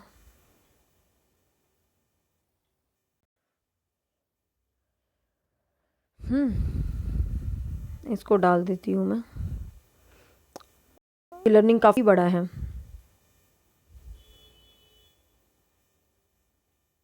पहले मैं ना वो टॉपिक निकालती हूँ जो सीटेट में ही आएंगे कंफर्म। ये मेमोरी का सीक्वेंस याद रख लेना भाई, मेमोरी का सीक्वेंस आ जाता है कई बार। जैसे सबसे पहले लर्निंग होगा, फिर रिसीविंग, फिर रिकॉलिंग और फिर याद आना। तो सीखना, ग्रहण करना, पुनःस्मरण, प्रत्यवहान, स्मरण, ये सीक्वेंस होता है। तो आप इसको याद रखेंगे, स्मृति वगैरह का। मेमोरी होती है संवेदी, जो सेंसेस से रिलेटेड है, शॉर्ट टर्म है, लॉन्ग टर्म है, एपिसोड से रिलेटेड होती है ना, अर्थगत सिमेंटिक जो मेमोरी होती है। ठीक है, तो मेमोरी को आप अच्छे प्रकार से याद रखेंगे। पर्सनल, इंटरपर्सनल, पैसिव मेमोरी होती है, तार्किक जो तर्क वितर्क वाली मेमोरी होती है ना, ठीक है ना। फ्लैश बार, जब कोई भी चीज़ दिन घटना दिनांक सहित याद होती है, तो ये वाली जो चीज़ होती है, तो ये थोड़ा सा पक्के से याद रखना। ठीक है। ऑटिज़म भी होता है एक, ऑटिज़म जो डिसेबिलिटी होती है। ऑटिज़म में बच्चा मतलब ऑटिस्टिक चाइल्ड जो मतलब समाज में कंफर्ट नहीं होता, ठीक है ना, बार बार एक एक्टिविटीज़ को करता रहता है, तो ऑटिज़म चाइल्ड होता है। कि वो हाइपर टेंशन वाली भी होता है एक बच्चा, जो फटाफट एक्टिव रहता है बहुत ज़्यादा, ठीक है ना। अब पर्सनैलिटी वर्सनैलिटी, यूँ तो देखो सब कुछ है, बट रिवीजन का मतलब वो चीज़ जो पेपर में ज़रूर आएगी, हमारा फोकस उस पे होना चाहिए। हाँ, ये ब्रोन फ्रेन ब्रेनर का इकोलॉजिकल सिस्टम तो पता ही होगा भाई, कई बार आ जाता है पेपर में, तो सिंपल सा एक नज़र मार लो, ज़्यादा डीप जाने की जरूरत नहीं है। माइक्रो सिस्टम, मीजो सिस्टम, एक्सो सिस्टम, मैक्रो और क्रोनो सिस्टम। क्रोनो सिस्टम ये 5 होते हैं ब्रॉन फ्रेंड ब्रेनर के हिसाब से। जो चाइल्ड होता है वो लेयर्स में घिरा होता है, हर लेयर उसके ऊपर किसी न किसी तरीके से अफेक्ट करती है। तो जैसे माइक्रो सिस्टम में वो चीज़ होती है जो बच्चे से डायरेक्टली इन्वॉल्व होती है, मतलब डायरेक्टली जो बच्चे का इन्वॉल्वमेंट होता है इसके साथ, जैसे फ्रेंड है, मित्र है, घर है, परिवार है, स्कूल है, तो डायरेक्टली इन्वॉल्वमेंट होती है माइक्रो सिस्टम के अंदर, ठीक है ना। भाई बहन, पीयर ग्रुप, सब माइक्रो सिस्टम में आते हैं। मैक्रो सिस्टम में क्या होता है, रिलेशन होता है। जैसे कि मेरी फ्रेंड से मेरी टीचर मिल गई, तो मेरी फ्रेंड और मेरी टीचर का जो रिलेशन बनेगा ना, वो सेकंड स्टेज में बनेगा, मीजो सिस्टम के अंदर, मध्य मंडल में, ठीक है ना। मतलब मेरा भाई मेरे स्कूल चला गया, तो मेरे भाई का मेरे स्कूल वाली टीचर से लिंकअप हो गया, तो ये जो चीज़ है डेट इज़ मीजो सिस्टम के अंदर आती हैं, ठीक है ना। तो मतलब मीजो सिस्टम क्या है, एक तरह से माइक्रो सिस्टम, और मतलब उसको एक लेवल पे लेके जा रहा है, मतलब उसी को आगे कर रहा है, मतलब कुल मिला के आप ये कह सकते हो, ठीक है। और जो इकोसिस्टम होता है, जो बाह्य मंडल होता है, एक्सो सिस्टम, इसमें जो चीज़ें होती हैं आपको पता, जो डायरेक्टली आपके सामने नहीं आती, इनडायरेक्ट रूप से सामने होती हैं। जैसे आपके फादर मदर का वर्क प्लेस, स्कूल मैनेजमेंट, वो डायरेक्टली आपको अफेक्ट नहीं कर रही, बट इनडायरेक्टली आपको ही कर रही हैं, ठीक है ना। डायरेक्टली आप उनसे नहीं मिल रहे, आपको नहीं पता आपकी स्कूल की मैनेजमेंट कौन है, लेकिन वो मैनेजमेंट जो भी फैसले लेगी, वो आप सबको लाइफ को बहुत ज़्यादा अफेक्ट करने वाले हैं, ठीक है। तो ये सब कुछ एक्सो सिस्टम में होता है। और जो मैक्रो सिस्टम होता है, इसमें रूल्स, नियम, सोसाइटी, रीति रिवाज, मतलब ठीक है ना, और वैल्यूज़, देश, कल्चर, ये सब मतलब मैक्रो सिस्टम में होता है। और जो क्रोनो सिस्टम होता है, जो लास्ट वाला होता है, वो टाइम के साथ चेंजेस होते हैं। जैसे हमें देख लो, लैपटॉप चलाना नहीं आता था बचपन में, मोबाइल भी नहीं आता था, हमें तो मिला ही सेकेंड ईयर में था। और आजकल के बच्चे देख लो, पैदा होते ही मोबाइल और लैपटॉप्स पे, तो it's a Chrono system. Society के अकॉर्डिंग देयर पॉइंट चेंज होते हैं, ट्रेडिशंस को फॉलो नहीं करते हैं, माँ बाप जो बोलते हैं वो तो गलती बोलते हैं ना, कुछ ऐसी सोच हो चुकी है आज को बच्चों की, तो ये चीज़ ध्यान रखना है। अब मोटिवेशन, आपको पता है मोटिवेशन से भी काफ़ी प्रकार से क्वेश्चन आते हैं, इंटरनल एक्सटर्नल होती है। कुछ भी चीज़ जो आपको इंटरनल मोटिवेट करती है इंटरनल होती है, एक्सटर्नल जो बाहर की चीज़ें होती है वो एक्सटर्नल होती है, ठीक है। और ये ध्यान रख लेना, मोटिवेशन का जो चक्र होता है, अभिप्रेरणा का जो चक्र, जिसमें नीड, ड्राइव और इंसेंटिव होता है। नीड मीन्स आवश्यकता से रिलेटेड होता है, नीड मीन्स आवश्यकता से रिलेटेड होता है, ड्राइव होता है चालक और अंतर्नोद, मतलब जो अभिप्रेरण मोटिवेट करते हैं इंसान को, पहले उसको नीड होगी तभी वो ड्राइव करेगा, फिर वो इंसेंटिव कुछ दिखता है, जैसे आपको मतलब नीड है एग्जाम पास करने की, तभी तो आप ड्राइव कर रहे हो, छोटी छोटी रिविजन क्लास देख रहे हो, फिर आपको क्लास देख के सेटिस्फेक्शन हो जाएगा, आपको इंसेंटिव मिल जाएगा, और देन आप अपने गोल को अचीव कर लेंगे, ठीक है। तो इस तरीके से अभिप्रेरणा चक्कर में पूछ ले कितने अक्षर होते हैं, ध्यान रखना 3 होते हैं ये, ठीक है। कई बार लास्ट में गोल डाल देते हैं, बट वैसे तो 3 हैं। अब जो रियल इंस्टिंक्ट थ्योरी, मूल प्रवृत्ति का सिद्धांत मैकडूगल ने दिया था। मैकडूगल की 14 मूल प्रवृत्तियां हैं, बच्चे ध्यान रखेंगे। अनकॉन्शियस माइंड सिगमंड फ्रायड से रिलेटेड है, कहीं भी आपको पूछ लिया जाए। और आपको पता सेल्फ एक्चुअलाइजेशन जो थ्योरी है सिगमंड फ्रायड की, वो बहुत ही ज़्यादा इंपॉर्टेंट है। 5 जो स्टेप उसके बताए गए हैं कि पहले बच्चा अपनी शारीरिक नीड्स को पूरी करता है, फिर सुरक्षा की भावना करता है, फिर स्नेह संबंध, फिर सम्मान और लास्ट में सेल्फ रिस्पेक्ट की बात आ जाती है। तो ये क्या होती है, एक सिद्धांत, एक थ्योरीज, एक सिस्टम होता है। ठीक है, शारीरिक आवश्यकताएं, सुरक्षा, स्नेह, संबंध, तो ये 5 सीक्वेंस हैं जो अब्राहम मैस्लो की थ्योरी के अंदर गिवन है। ठीक है, तो ये चीज़ ध्यान रखना आप। फिर आपको पता है चाइल्ड डेवलपमेंट वाले चैप्टर से ज़रूर क्वेश्चन निकलता है भाई, 100% वृद्धि, मतलब मुझे लगता है यार हर बच्चे को आता है, इसको मैं क्या टाइम वेस्ट करूँ। मेन पॉइंट पे बताती हूँ, जो वृद्धि होती है आपको पता, देखा जा सकता है, इसको नहीं देखा जाता है, छोटी बड़ी, मतलब उन चीज़ों को क्या बार बार बार बार। वृद्धि क्वांटिटिव होती है और विकास क्वालिटेटिव होता है, तो ये चीज़ आप ध्यान रखना। और इनकी बनने वाले इनसे विशेष क्वेश्चन यही है, आपको पता है जो इन्फेंसी होती है वो स्टार्टिंग 0 से 2 उसका टाइम माना जा गया है, 0 से 2, 2 to 12 माना गया है चाइल्डहुड का टाइम, और 12 से 18 माना गया है अडोलसेंस का टाइम। अलग अलग साइकोलॉजिस्ट अलग अलग कहते हैं, कोई 0 से 2, कोई 0 से 4, कोई 0 से 8, कोई कुछ, बट सीटेट के आंसर की 0 से 2 को मानती है। हम सीटेट के अकॉर्डिंग चलेंगे। ठीक है, पूछा भी गया था, या फिर कोई ऐसा ऑप्शन जो समाहित कर देता है अपने ऑप्शन को, तो इस तरीके से एग्जाम में क्वेश्चन जो है पूछ लिए जाते हैं। और इस क्वेश्चन इस चैप्टर से तो ज़रूर आएगा, जो बाल्यावस्था, जैसे फॉल्स मैच्योरिटी की एज होती है, छदम परिपक्वता की एज होती है, इमोशंस, इस अवस्था में आपको पता बच्चा बहुत ज़्यादा चीज़ों को एनालाइज करता है, अपना दिमाग लगाता है, मतलब मेंटल एक्टिविटीज़ की एज होती है। स्कूल गोइंग एज इसी एज को मानते हैं हम। ठीक है, खिलौनों की अवस्था होती है, जैसे प्री गैंग एज को खिलौनों की अवस्था माना जाता है, गैंग, टोली, समूह, पोस्ट चाइल्डहुड, उत्तर बाल्यावस्था, मित्र बनाने की अवस्था, किशोर अवस्था, मतलब ये सब चीज़ें, सुनहरी अवस्था। पता ही आपको इमोशन शुरू हो जाते हैं, इन्फेंसी से ही शुरू हो जाते हैं भाई इमोशंस। ठीक है ना, इन्फेंसी से शुरू हो जाते हैं, चाइल्डहुड में थोड़े डेवलप होते हैं, और किशोर अवस्था में तो आपको पता है संघर्ष, तूफान, द्वंद्व, कॉन्फ्लिक्ट, ऐसा कुछ भी हो, कुछ चेंज हो रहा है, कुछ सब कुछ किशोर अवस्था में, डे ड्रीमिंग, दीवा सपन। अब यहाँ से जो क्वेश्चन ज़रूर आता है ना बच्चे, ये वाला आता है सिद्धांत, ये क्वेश्चन कंफर्म आएगा, बाल विकास के सिद्धांत। जैसे थ्योरी ऑफ कॉन्टिन्यूटी मीन्स बाल विकास कहते हैं होम टू टूम, जन्म से मृत्यु तक चलता रहता है। फिर इंडिविजुअल डिफरेंसेस, मतलब व्यक्तिगत विभिन्नता, एक इंसान दूसरे इंसान से भिन्न होता है, एक इंसान दूसरे इंसान से डिफर करता है, इसको हम इंडिविजुअल डिफरेंसेस थ्योरी बोलते हैं। ठीक है ना, हर इंसान, आपको पता है स्पायरल डेवलपमेंट, कभी धीरे हो जाता है, कभी तेज हो जाता है, कभी रुक जाता है, तो स्पायरल डेवलपमेंट थ्योरी होती है। दिशा का सिद्धांत, जैसे सिर से पैर की तरफ होता है, आपको पता है बच्चे सिर से पहले इंक्रीज होते हैं, फिर पैर से। ठीक है ना, तो इसको शेजियोफैलिक और प्रोक्सिमोडिस्टल दो थ्योरी है, ये इंपॉर्टेंट है, याद रखना। शिरोपादी जब सिर से पैर की ओर होता है, डेट इज शेजियोफैलिक, सिर से पैर, तो इसको शिरो मस्तक अधोमुखी भी कहते हैं। और जो सेंटर से रीढ़ की हड्डी से नीचे की तरफ आता है उसको प्रोक्सिमोडिस्टल या केंद्र अभिमुख विकास भी कह देते हैं। तो दोनों ही इंपॉर्टेंट, याद रखना, क्वेश्चन पूछ लेगा केंद्र से उसकी तरफ जाता है क्या कहलाता है ये चीज़। ठीक है, फिर जनरल टू स्पेसिफिक होता है विकास, आपको पता है। प्रतिमान का सिद्धांत, विशेष सीक्वेंस, आपको पता है language, listening, speaking, reading, writing, बचपन से रट लिया होगा, ये तो सीटेट करते करते ही एक्सपर्ट हो जाते हैं हम। तो listening, speaking, reading and writing, जो मंद बुद्धियों की सीक्वेंस में राइटिंग पहले आ जाता है। ठीक है ना, LSRW राइटिंग का स्केल होता है, लेकिन जो मंद बुद्धि होते हैं LSWR के पैटर्न पे चलते हैं। ठीक है, मतलब लास्ट 2 अपोजिट हो जाते हैं। प्रोडक्टिव स्किल्स होते हैं स्पीकिंग और राइटिंग, आपको पता है उनसे हम प्रोडक्ट करते हैं। प्रोडक्ट किससे करते हैं, तो बोल के या लिख के, तो प्रोडक्टिव स्किल्स होते हैं। ग्रहण किससे करते हैं, रिसेप्ट किससे करते हैं, मतलब लिसनिंग और रीडिंग से रिसेप्ट करते हैं, तो रिसेप्टिव स्किल्स हो जाते हैं। ठीक है, तो इस टाइप से क्वेश्चन आते हैं। फिर गुणसूत्र के पेयर पूछ ले तो 23 आएंगे, टोटल पूछे तो 46 आएंगे। ठीक है ना, हेरिडिटी का फादर एवरीबडी नोज मेंडल को कहा जाता है। एडजस्टमेंट तो सीटेट में कम ही आता है, एसटेट में ज़्यादा आता है, बट फिर भी पता होना चाहिए एडजस्टमेंट। मेन सीटेट के क्वेश्चंस पे आते हैं जो जरूर आएंगे, एनसीएफ हुआ, आरटीई हुआ, और भैया वाईगोस्ट की। दुनिया का कोई सीटेट नहीं है जो वाईगोस्ट की को छोड़ दे, दुनिया का कोई सीटेट नहीं है जो जीन प्याजे को छोड़ दे, एनसीएफ को छोड़ दे, आरटीई को छोड़ दे, इवैल्यूएशन को छोड़ दे, है ना। तो पहले इन ज़रूरी चैप्टरों करते हैं। तो वाईगोस्ट की everybody know social and culture development दी थी वाईगोस्की ने। 2 ही शब्द हैं इसके जो इंपॉर्टेंट याद रखना, 1 is ZPD, second is scaffolding. ZPD को बोला गया जोन ऑफ प्रॉक्सिमल डेवलपमेंट, निकटतम विकास का क्षेत्र, और स्कैफोल्डिंग वो प्रोसेस होती है, ढांचा या पार्ट बोल देते हैं इसको हिंदी में। और एक इसके अंदर एक और पॉइंट दिया गया है MKO, more knowledgeable then other. Vygotsky क्या कहते हैं, आप कुछ भी काम कर रहे हो तो आपको अपने से उस बंदे का सहारा लेना चाहिए जो उसमें ज़्यादा नॉलेज वाला है। हम देखो, हम कुछ भी लाइफ में अचीव करना चाहते हैं तो पहले जो अचीव कर चुके हैं, मतलब it's my nature, I think it's a human nature, कि हम सबसे पहले उससे ही पूछते हैं कि आपने कैसे किया था, है ना। फिर हमें मतलब सीखने को मिलता है। ये तो ह्यूमन नेचर है। तो एग्जैक्टली वाइगोस्ती ने सही कहा है, कुछ भी आपको सीखना है पहले दूसरों का सहारा लो, मदद लो, तो वो पर्सन आपसे मोर नॉलेजेबल देन होगा।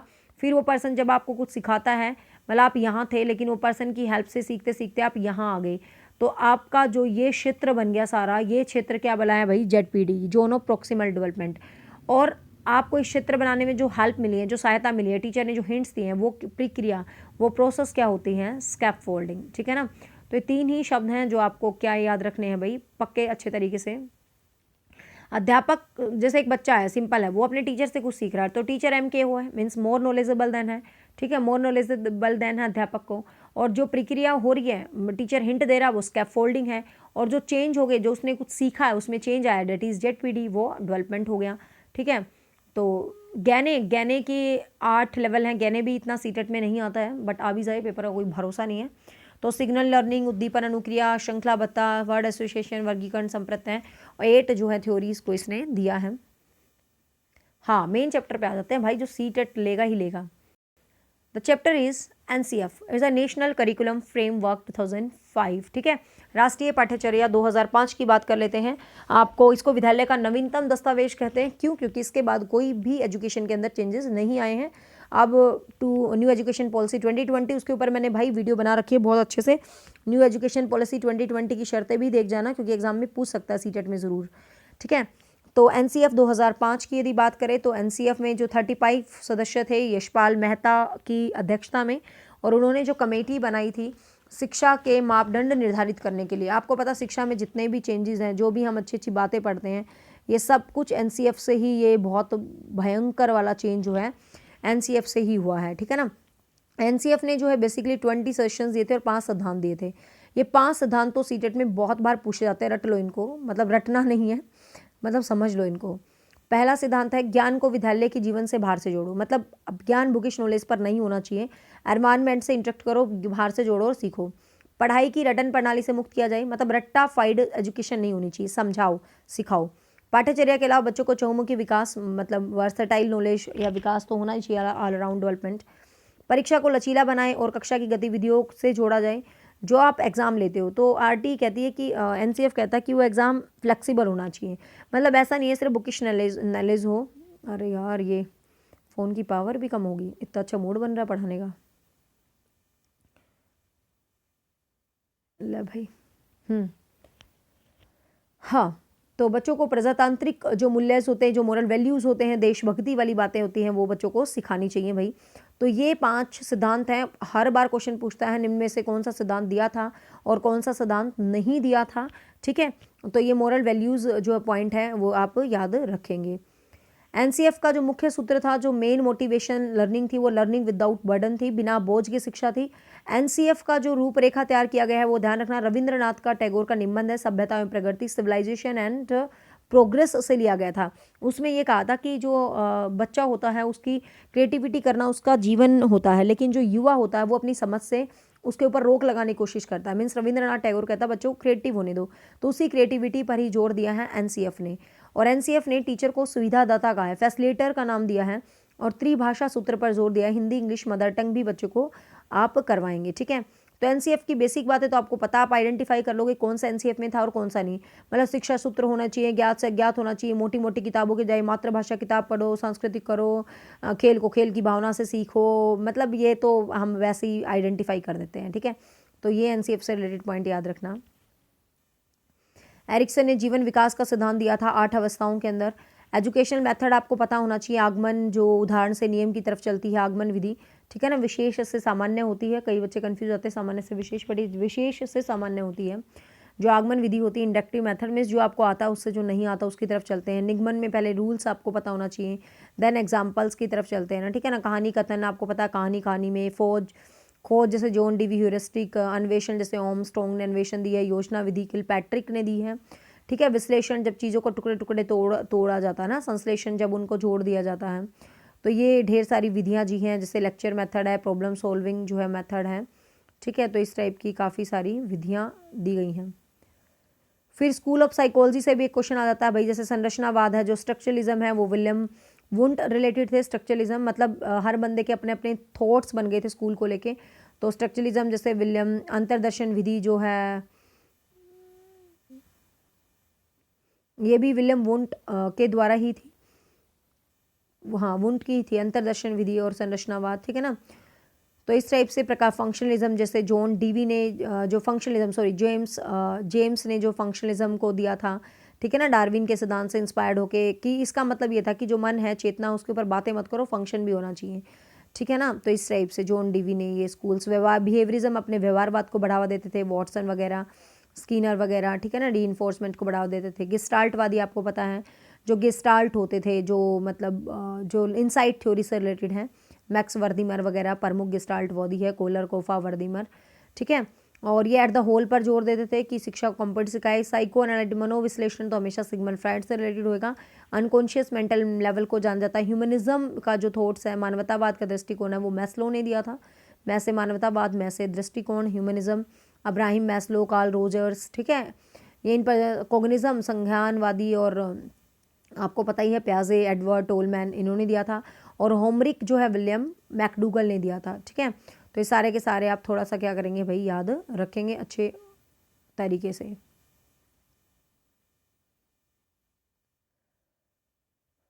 अब बात कर लेते हैं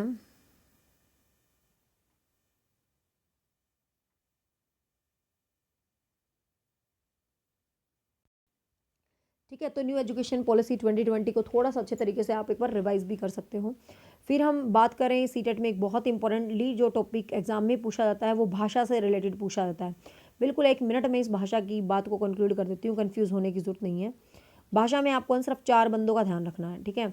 भाषा में आपको सिर्फ 4 बंदों का ध्यान रखना है बस, और वो 4 हमारे महान पर्सन हैं, ये स्कीनर, जीन प्याजे, चोमस्की और वाइगोस्की। स्कीनर क्या कहता बच्चा, स्कीनर कहता भाषा एनवायरनमेंट से रिलेटेड होता है, बस जैसा एनवायरनमेंट है आप वैसी भाषा सीखोगे। हरियाणा में हरियाणवी, यूपी में गए यूपी की, अमेरिका में गए अमेरिका की, वातावरण के साथ भाषा बदल जाती है, कहना है स्कीनर का। जीन प्याजे कहता है कि जो भाषा होती है उसको विचार निर्धारित करते हैं, मीन्स बंदे में विचार पहले आती है, भाषा बाद में आती है। तो जीन प्याजा विचारों को प्राथमिकता देते हैं, जीन प्याजे, ठीक है। और अहम केंद्रित ईगो सेंट्रिज्म स्पीच को प्राथमिकता देते हैं जीन प्याजे। वाइगोस्की क्या कहता है, विचार और भाषा स्टार्टिंग में एक है लेकिन वो बाद में जाके मिल जाते हैं, मतलब 2 ही साल के अंदर वो मिल जाते हैं, ठीक है। वाइगोस्की इनर स्पीच और मतलब जो अहम केंद्रित वॉक है प्याजे की, उसी को वाइगोस्की ने जो नाम दिया है वो इनर वॉक का नाम दिया है। और बड़े होते हैं तो वो अहम वॉक जो है प्राइवेट स्पीच बन जाती है, तो प्राइवेट स्पीच। तो ये कॉन्सेप्ट जो है बच्चा अपने आप से बातें करना, मतलब ये सब इसी स्पीच के अंदर होती है वाइगोस्की में। और चोमस्की कहता है भाषा बाय बर्थ होती है, जन्मजात होती है। एलएडी लैंग्वेज एक्विजिशन एक डिवाइस होता है जो सब में पाया जाता है, ठीक है। तो ये चीज़ ध्यान रखेंगे अकॉर्डिंग टू चोमस्की, क्लियर। तो ये इस टाइप से क्वेश्चन भाषा को रिलेटेड आ जाते हैं। वेरी वेरी इंपॉर्टेंट जो सीटेट में ज़रूर आता है भाई, आरटीई सबको पता है। यहाँ से क्वेश्चन ना जितने स्टार लगाओ उतने कम है, क्वेश्चन 100% आएगा। RTE means right to education, शिक्षा का अधिकार, शिक्षा सबका अधिकार है। 2002 में 86वें संविधान संशोधन, ध्यान रखना 86वें संविधान संशोधन से 2002 में आरटीई राइट टू एजुकेशन को जोड़ा गया था। राइट टू एजुकेशन का क्या मतलब है कि बच्चे को शिक्षा का अधिकार है, इवन पेरेंट्स भी यदि शिक्षा नहीं दिलवाएगा तो पेरेंट्स को भी रूल्स तोड़ने का जुल्म उठाना पड़ेगा। बट ऐसा पेरेंट्स क्यों करेंगे भाई, अपने बच्चों को शिक्षा तो दिलवाएंगे हम, ठीक है। तो इसको मौलिक अधिकार कहा जाता है। 4 अगस्त 2009 में संसद में बिल पारित हुआ था। 1 अप्रैल 2010 में ये पूरे इंडिया में मतलब लागू हो गया था। 1 अप्रैल 2010 में आरटीई जो है लागू हो गया था। ये फ्री एंड कंपलसरी एजुकेशन है। क्या है RTE? Free and compulsory education 6 से 14 वर्ष के बच्चों को, मतलब 6 से 14 वर्ष के बच्चे दुनिया में कहीं भी हैं, उनसे कोई किस्म का पैसा नहीं लिया जाएगा, उनको फ्री और कंपलसरी एजुकेशन दी जाएगी, ठीक है। तो ये चीज़ आरटीई के अंतर्गत आती है। बट ध्यान रखना यदि डिसेबल्ड बच्चों के लिए पूछा जाए यही क्वेश्चन कि जो डिसेबल्ड बच्चे होते हैं तो 6 से 14 नहीं 6 से 18 एज हो जाएगी यहाँ पर, तो ध्यान रखना। अब इसका मेन जो क्वेश्चन क्या आएंगे भाई, कितने रेशियो पर कितने अध्यापक होना चाहिए। 1 to 5 में जो अध्यापक रेशियो है 30, मतलब 30 स्टूडेंट्स पर एक टीचर जरूर होना चाहिए, पहली से 5वीं तक, ठीक है। लेकिन 6 to 8 जो अपर क्लासेज होती है उसमें 35 का आप एवरेज रख सकते हो, मतलब 35 पे एक स्टूडेंट होना चाहिए। फिर आता है कितना पढ़ाए के घंटे होने चाहिए। एक वीक में 15 घंटे एक टीचर को ज़रूर पढ़ाएगा, ठीक है। एक वीक में 15 घंटे यदि वो पहली से 5वीं वाला टीचर है। फिर अपर लेवल पे 800 घंटे हो जाता है, 1000 घंटे, तो मतलब इस तरीके से टीचर जो है पढ़ाएगा। और 200 दिन वर्किंग होने चाहिए वही किसी भी टीचर के, 200 और 220 दिन जो है वर्किंग होने चाहिए। एक वीक में बेसिकली 45 घंटे, क्वेश्चन कई बार पूछा गया एक वीक में आरटी के अकॉर्डिंग टीचर को कितना पढ़ाना चाहिए, 45 घंटे। 200 वर्किंग डेज होते हैं एक प्राइमरी टीचर के लिए और 220 वर्किंग डेज होते हैं 6 to 8 टीचर के लिए। आवर में बात करें तो 800 आवर्स होते हैं प्राइमरी टीचर के लिए और 1000 आवर्स होते हैं 6 to 8 वाले टीचर के लिए, ठीक है। फिर पूछा गया भाई स्कूल कितने किलोमीटर में होना चाहिए, पहली से 5वीं का 1 किलोमीटर के अंदर अंदर होना चाहिए, उससे ज़्यादा होगा तो आपको कन्विंस लगाना पड़ेगा। 6 to 8 का जो स्कूल होता है वो 3 किलोमीटर के अंदर हो जाना चाहिए, ठीक है। और ये एसएमसी भी क्वेश्चन कई बार आए हैं। स्कूल मैनेजमेंट कमेटी का अध्यक्ष कौन होता है, अध्यक्ष अभिभावक होते हैं, पेरेंट्स होते हैं, ध्यान रखना। एसएमसी के जो अध्यक्ष होते हैं, स्कूल मैनेजमेंट कमेटी के जो अध्यक्ष होते हैं वो पेरेंट्स होते हैं, ना कि स्कूल एसोसिएशन, ठीक है। फिर आपको पता है आरटी के अकॉर्डिंग कोई भी गवर्नमेंट टीचर ट्यूशन्स नहीं पढ़ाएगा, आपको पता है बच्चों को पनिशमेंट्स नहीं दे सकते। भारत 135वां देश था जिसने आरटी को मौलिक अधिकार का दर्जा दिया था, ठीक है ना भाई। ईडब्ल्यूएस वाला कोटा जो आपको पता है ना, वो फॉर्म भरते हैं 130A वाला फॉर्म्स, उससे प्राइवेट स्कूल्स में कोटा मिलता है, मतलब गरीब बच्चों को, तो इकोनॉमिकल वीकर बच्चों को, नॉट गरीब, ठीक है। तो ये आरटी से रिलेटेड क्वेश्चन याद रखना। फिर सीटेट में जो मेन पॉइंट है, जेंडर बाइसिस से क्वेश्चन जरूर आएगा भाई। जेंडर बाइसिस मतलब लैंगिक पूर्वाग्रह, आपको पता है जेंडर बाइस मतलब लैंगिक पूर्वाग्रह, जैसे कि हमारे समाज में है लड़का ये नहीं कर सकता, लड़की ये नहीं कर सकती, ये क्वेश्चन जरूर आएगा। मैं एक शॉर्टकट बताती हूँ, जब आपको कुछ भी ऐसे थोपा हुआ नजर आए ना, लड़कियां ये नहीं कर सकती, लड़के वो नहीं कर सकते, तो वो जेंडर बाइसिस होगा, वो लैंगिक पूर्वाग्रह होगा। डिस्क्रिमिनेशन होता है भेदभाव, जैसे लड़कियों के लिंग पर भेदभाव होते हैं, ठीक है ना, पक्षपात हमारे समाज में होता है। बायस क्या होता है, पक्षपात। भाई लड़के और लड़कियां, जैसे लड़कों से ज़्यादा लड़कियों को चीज़ देते थे पहले ज़माने में, लड़कों को लड़कियों की, आजकल तो टाइम बदल गया। डिस्क्रिमिनेशन होता है, इसका काइंड ऑफ भेदभाव। स्टीरियोटाइप क्या होता है, स्टीरियोटाइप होता है जब अपना एक बिलीफ बना लेते हैं, कुछ लोग बिलीफ बना लेते हैं ना, कि जैसे आता नहीं है लड़कियां होम साइंस ही पढ़ेंगी, लड़के मतलब मैथ ही पढ़ेंगे, तो ये क्या है, ये स्टीरियोटाइप है। ध्यान रखना है, जेंडर बाइसेस नहीं है। जेंडर बाइसेस क्या है कि मतलब लड़का अच्छा होता है, लड़की ये नहीं होती ये, लेकिन लड़की ऐसा कर सकती है, लड़का ये कर सकता है, लड़कियां बिना दुपट्टे नहीं चल सकती, लड़का ये, मतलब ये जो होते हैं स्टीरियोटाइप, लड़कियां घर का ही काम करेंगी, लड़के बाहर का ही काम करेंगे, इनको स्टीरियोटाइप बिलीफ कहते हैं। और आपको पता है जेंडर बाइसेस का मतलब हमारे ट्रेडिशंस, हमारे परंपरा, हमारा एजुकेशन सिस्टम, हमारा मीडिया, सब बहुत ज़्यादा महत्व रखते हैं, मतलब इन सब की वजह से जो क्लासरूम स्ट्रक्चर, टेक्स्ट बुक, तो इनको चेंज कर सकते हैं, जेंडर फ्री लैंग्वेज यूज़ करेंगे। जैसे क्वेश्चन आता है ना, एक चेयरमैन आ गया है, तो चेयरमैन क्या है, एक टीचर क्या करे, जेंडर फ्री। लेकिन क्वेश्चन ऐसा आ जाए कि एक टीचर है, वो एक लड़के से क्वेश्चन पूछा तो उसको हिंट दे रही है, लड़की से पूछा तो नहीं दे रही, तो वो क्या कर रही है भाई, वो लैंगिक पूर्वाग्रह को बढ़ावा दे रही है, ठीक है ना, वो जेंडर बाइसेस कर रही है। तो मतलब इस टाइप से इसके क्वेश्चन आते हैं, इजीली हो पाते हैं। फिर भाई इवैल्यूएशन का चैप्टर है जो सीटेट में बहुत ज़्यादा आता है। इवैल्यूएशन, मूल्यांकन, क्वांटिटिव और क्वांटिटिव होता है, आपको पता है। क्वांटिटिव जिसको मापा तोला, मतलब काउंटेबल जो होता है, कहने का मतलब एनालाइज कर सकते हैं, तो वो क्वांटिटिव मूल्यांकन होता है। और क्वालिटी मूल्यांकन आपको पता है, जिसमें क्वालिटी होती है, मतलब जिसमें नेचर वगैरह को, मतलब अपना गुण अंदरूनी, ठीक है। मूल्यांकन की आवश्यकता आपको पता है बच्चों का विकास जानने के लिए बहुत ज़रूरी होता है। तो परिमाणात्मक में तो ये लिखित, मौखिक, ओरल यही होती हैं। लेकिन जो गुणात्मक है, जैसे इसमें साक्षात्कार हो गया, रेटिंग स्केल हो गया, ऑब्जर्वेशंस, पोर्टफोलियो, बच्चों का एक कर्मिक जो डेवलपमेंट होता है, डेट इज़ कॉल्ड पोर्टफोलियो, संचयी, क्युमुलेटिव रिकॉर्ड जिसमें बच्चे की रिकॉर्ड्स रखे जाते हैं मंथली, एनेक्डोटल होता है जिसमें बच्चे का व्यवहार का ब्यौरा रखा जाता है, ठीक है ना। और समाजमिति, घटनावृत्त, ओ माय गॉड, अब पता नहीं चार्जर कहाँ है और पावर बैंकर कहाँ है, कुछ भी नहीं पता, सॉरी बच्चे, बट कोई बात नहीं, मेन रिवीजन हो ही गई है, ठीक है। तो मूल्यांकन जैसे रचनात्मक, योगात्मक, निदानात्मक होता है। कंस्ट्रक्टिव, फॉर्मेटिव जिसमें कंस्ट्रक्शंस होता है, योगात्मक, सबमिटिव जिसमें सबमिट कर देते हैं, निदानात्मक जिसमें हम निदान करते हैं, ठीक है। सीसी आपको पता है कॉन्टिन्यूस एंड कॉम्प्रिहेंसिव, व्यापक और इवैल्यूएशन मूल्यांकन। सीसी के अकॉर्डिंग आपको पता है इवैल्यूएशन फॉर्मेटिव होता है, असेसमेंट और सबमिटिव। फॉर्मेटिव मतलब जिसमें हम शॉर्ट टर्म्स में, धीरे धीरे टाइम में असेसमेंट्स लेते हैं, जल्दी जल्दी फीडबैक्स देते हैं, तो फॉर्मेटिव असेसमेंट होता है, ठीक है ना। असेसमेंट फॉर लर्निंग, तो that is formative assessment, standard assessment कहते हैं, जिसमें शॉर्ट टर्म में लिए जाते हैं। लेकिन जो ये होता है योगात्मक, जो सबमिटिव असेसमेंट, इसमें तो सबमिट कर देते हैं साल के एंड में जो ले जाता है। डायग्नोस्टिक आपको क्या कमियां रहेगी, किस कारण का पता लगाना, ठीक है ना, फिर उसको रेमेडी कर दें। रियलिटी होती है, रिलायबिलिटी होती है, आपको पता है असेसमेंट के अंदर वैलिड होना चाहिए ये। असेसमेंट फॉर लर्निंग क्या होता है भाई? सीखने की आकलन। जब आप पढ़ने पढ़ाने की प्रक्रिया के दौरान, ध्यान रखना जब फोर आ जाए ना, तो जब आपकी टीचिंग लर्निंग प्रोसेस हो रही है उस दौरान टीचर और बच्चे आपस में इंटरेक्शन कर रहे हैं, तो वो असेसमेंट फॉर लर्निंग होता है। ठीक है, असेसमेंट ऑफ लर्निंग पढ़ने पढ़ाने के बाद जो असेसमेंट होता है, मतलब लेसन कंप्लीट होने के बाद जो क्वेश्चंस पूछे जाते हैं, that is assessment of learning. लेकिन लेसन पढ़ाते पढ़ाते जो इंटरेक्शन होता है, that is assessment for learning. ठीक है ना, जैसे खाना बनाते बनाते चख रहा है तो फॉर लर्निंग है। सीखने के रूप में आकलन तो असेसमेंट ऑफ लर्निंग, जैसे दोनों का मिक्स मैच हो जाए तो। अब मापन नॉमिनल स्केलर। ठीक है, अब ये शिक्षा की प्रोसेस भाई, शिक्षा बायोफियर होती है, शिक्षा ट्राइपोलर होती है, ध्यान रखना। ट्राइपोलर मतलब शिक्षक होता है, शिक्षार्थी होता है और टेक्स्ट बुक होती है। ठीक है, तो ट्राइपोलर होता है। शिक्षा के स्वतंत्र चर, आश्रित चर, मध्यस्थ चर। स्वतंत्र चर शिक्षक होता है, डिपेंडेंट छात्र होता है, और मीडिएटर जो मध्यस्थ चर होता है उसके अंदर आपकी करिकुलम, पाठ योजना, शिक्षण विधियाँ होती हैं।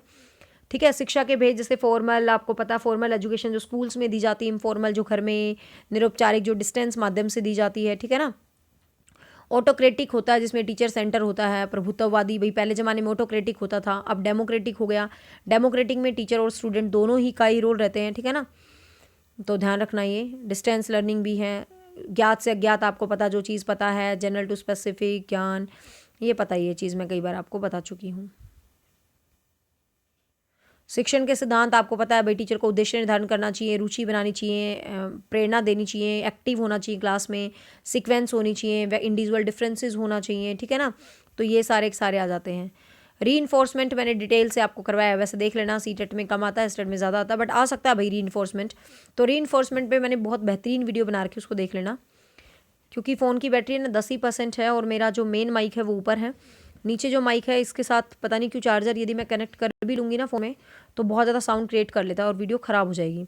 सोशल लर्निंग अल्बर्ट बंडूरा से रिलेटेड है भाई। सोशल लर्निंग मतलब समाज को देखते हुए, जो समाज की एक्टिविटीज़ से आप जो लर्निंग सिखाते हो, जैसे बोबो डोल वाला एक्सपेरिमेंट था, आप डोल को पीट रहे हो तो आपका बच्चा उसको देख रहा है तो वो सोचेगा यार मैं भी ना पिट जाऊँ, तो ये सोशल लर्निंग होता है। मतलब आप ऑब्जर्व करते हो चीज़ों को, अनुकरणात्मक ऑब्जर्वेशनल लर्निंग होती है। इसमें 4 स्टेप होते हैं, अटेंशन देना, रिटेंशन करना, रिप्रेजेंटेशन मोड, मतलब पहले आप ध्यान देंगे, फिर आप धारण करेंगे, रिप्रेजेंट करेंगे, तो ये चीज़ ध्यान रखना। ठीक है भाई, तो इस चीज़ को आप थोड़ा सा क्या करेंगे, अच्छे तरीके से याद कर लेंगे।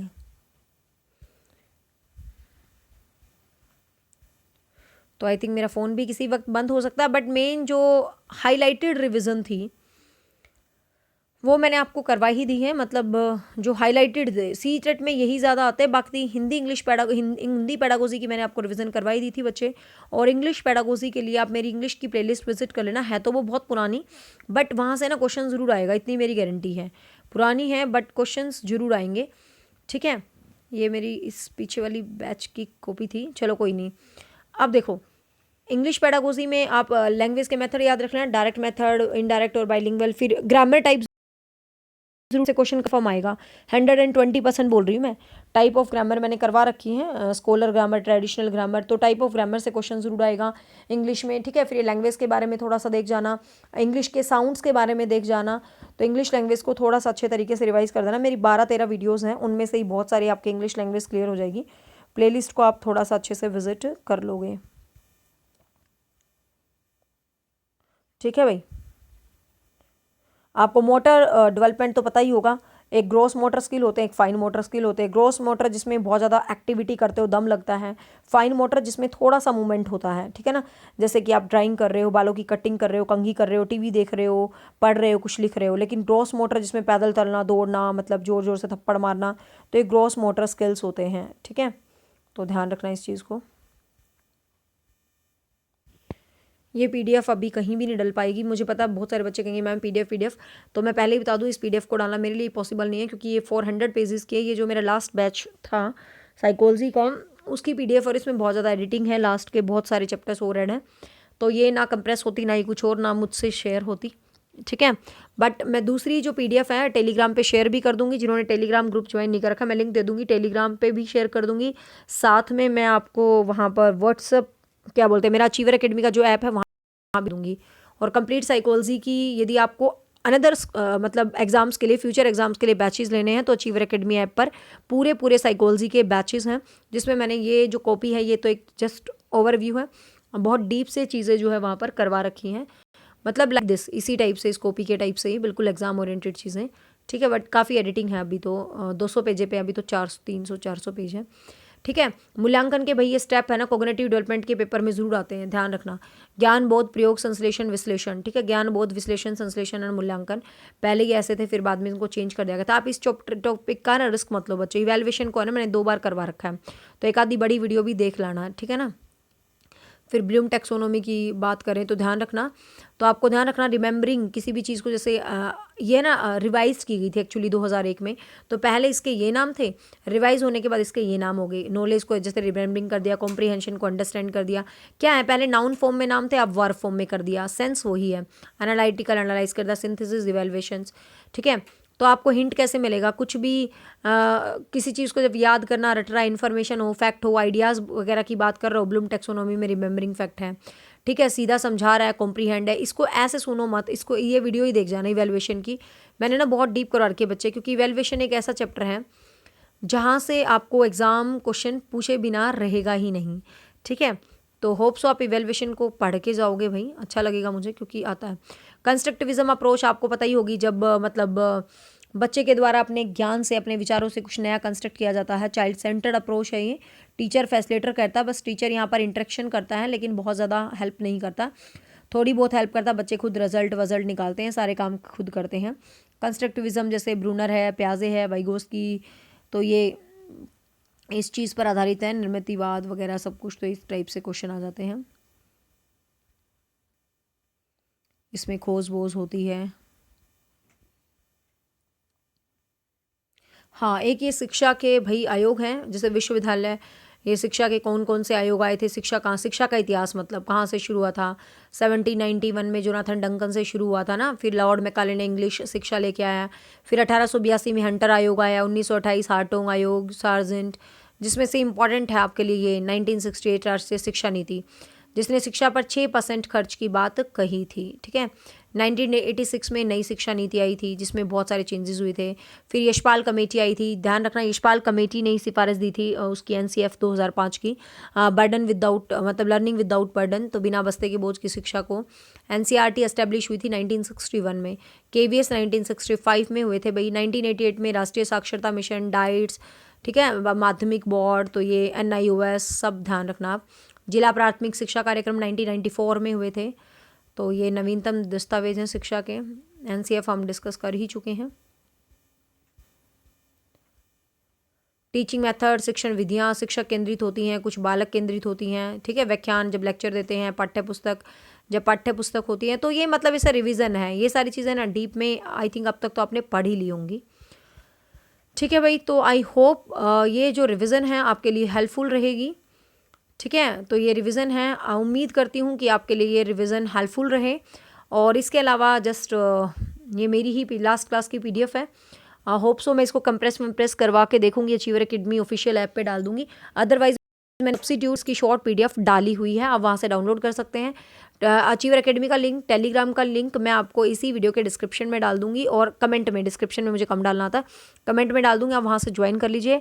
और best of luck for the CTET exam, and hope so this revision is helpful for you, and it's not a main class, तो डोंट कंपेयर कि मैम ने गंदा पढ़ाया, अच्छा पढ़ाया, तेज़ पढ़ाया, क्योंकि मैंने पढ़ाया नहीं है, मैंने सिर्फ और सिर्फ आपको एक मोटा मोटा जिसको बोलते हैं क्विक रिवीजन करवाया है। क्योंकि ये चीज़ जो मैंने आपको यहाँ 1 घंटे 17 मिनट में करवाई है, इस चीज़ को मैंने जो मतलब मेरे पेड लेक्चर्स हैं यूट्यूब पर भी, यूट्यूब पर जो फ्री लेक्चर्स हैं वहाँ भी बहुत ज़्यादा घंटे में 100 क्लास में करवा रखे हैं, और जो ऐप पर हैं ये मैं मतलब क्लास मैंने 50 आवर्स में करवा रखी है, 50 घंटे लगा के, तो समझ सकते हो इनका अंदर का डेप्थनेस कितना हो सकता है। बाकी कोशिश रहेगी वीक में मैं 3 डेज़ फिक्स कर दूंगी, वीक में 3 डेज़ फिक्स कर दूंगी, आप लोगों को रीड की रिवीजन करवाऊंगी, ठीक है ना।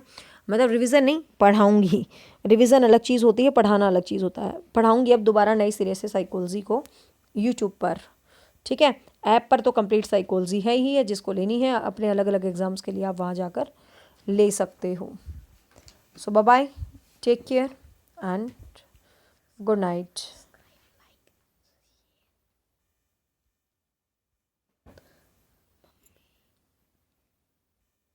Subscribe, like, share.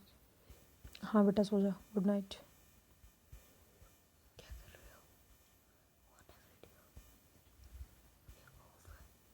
ऑफ है।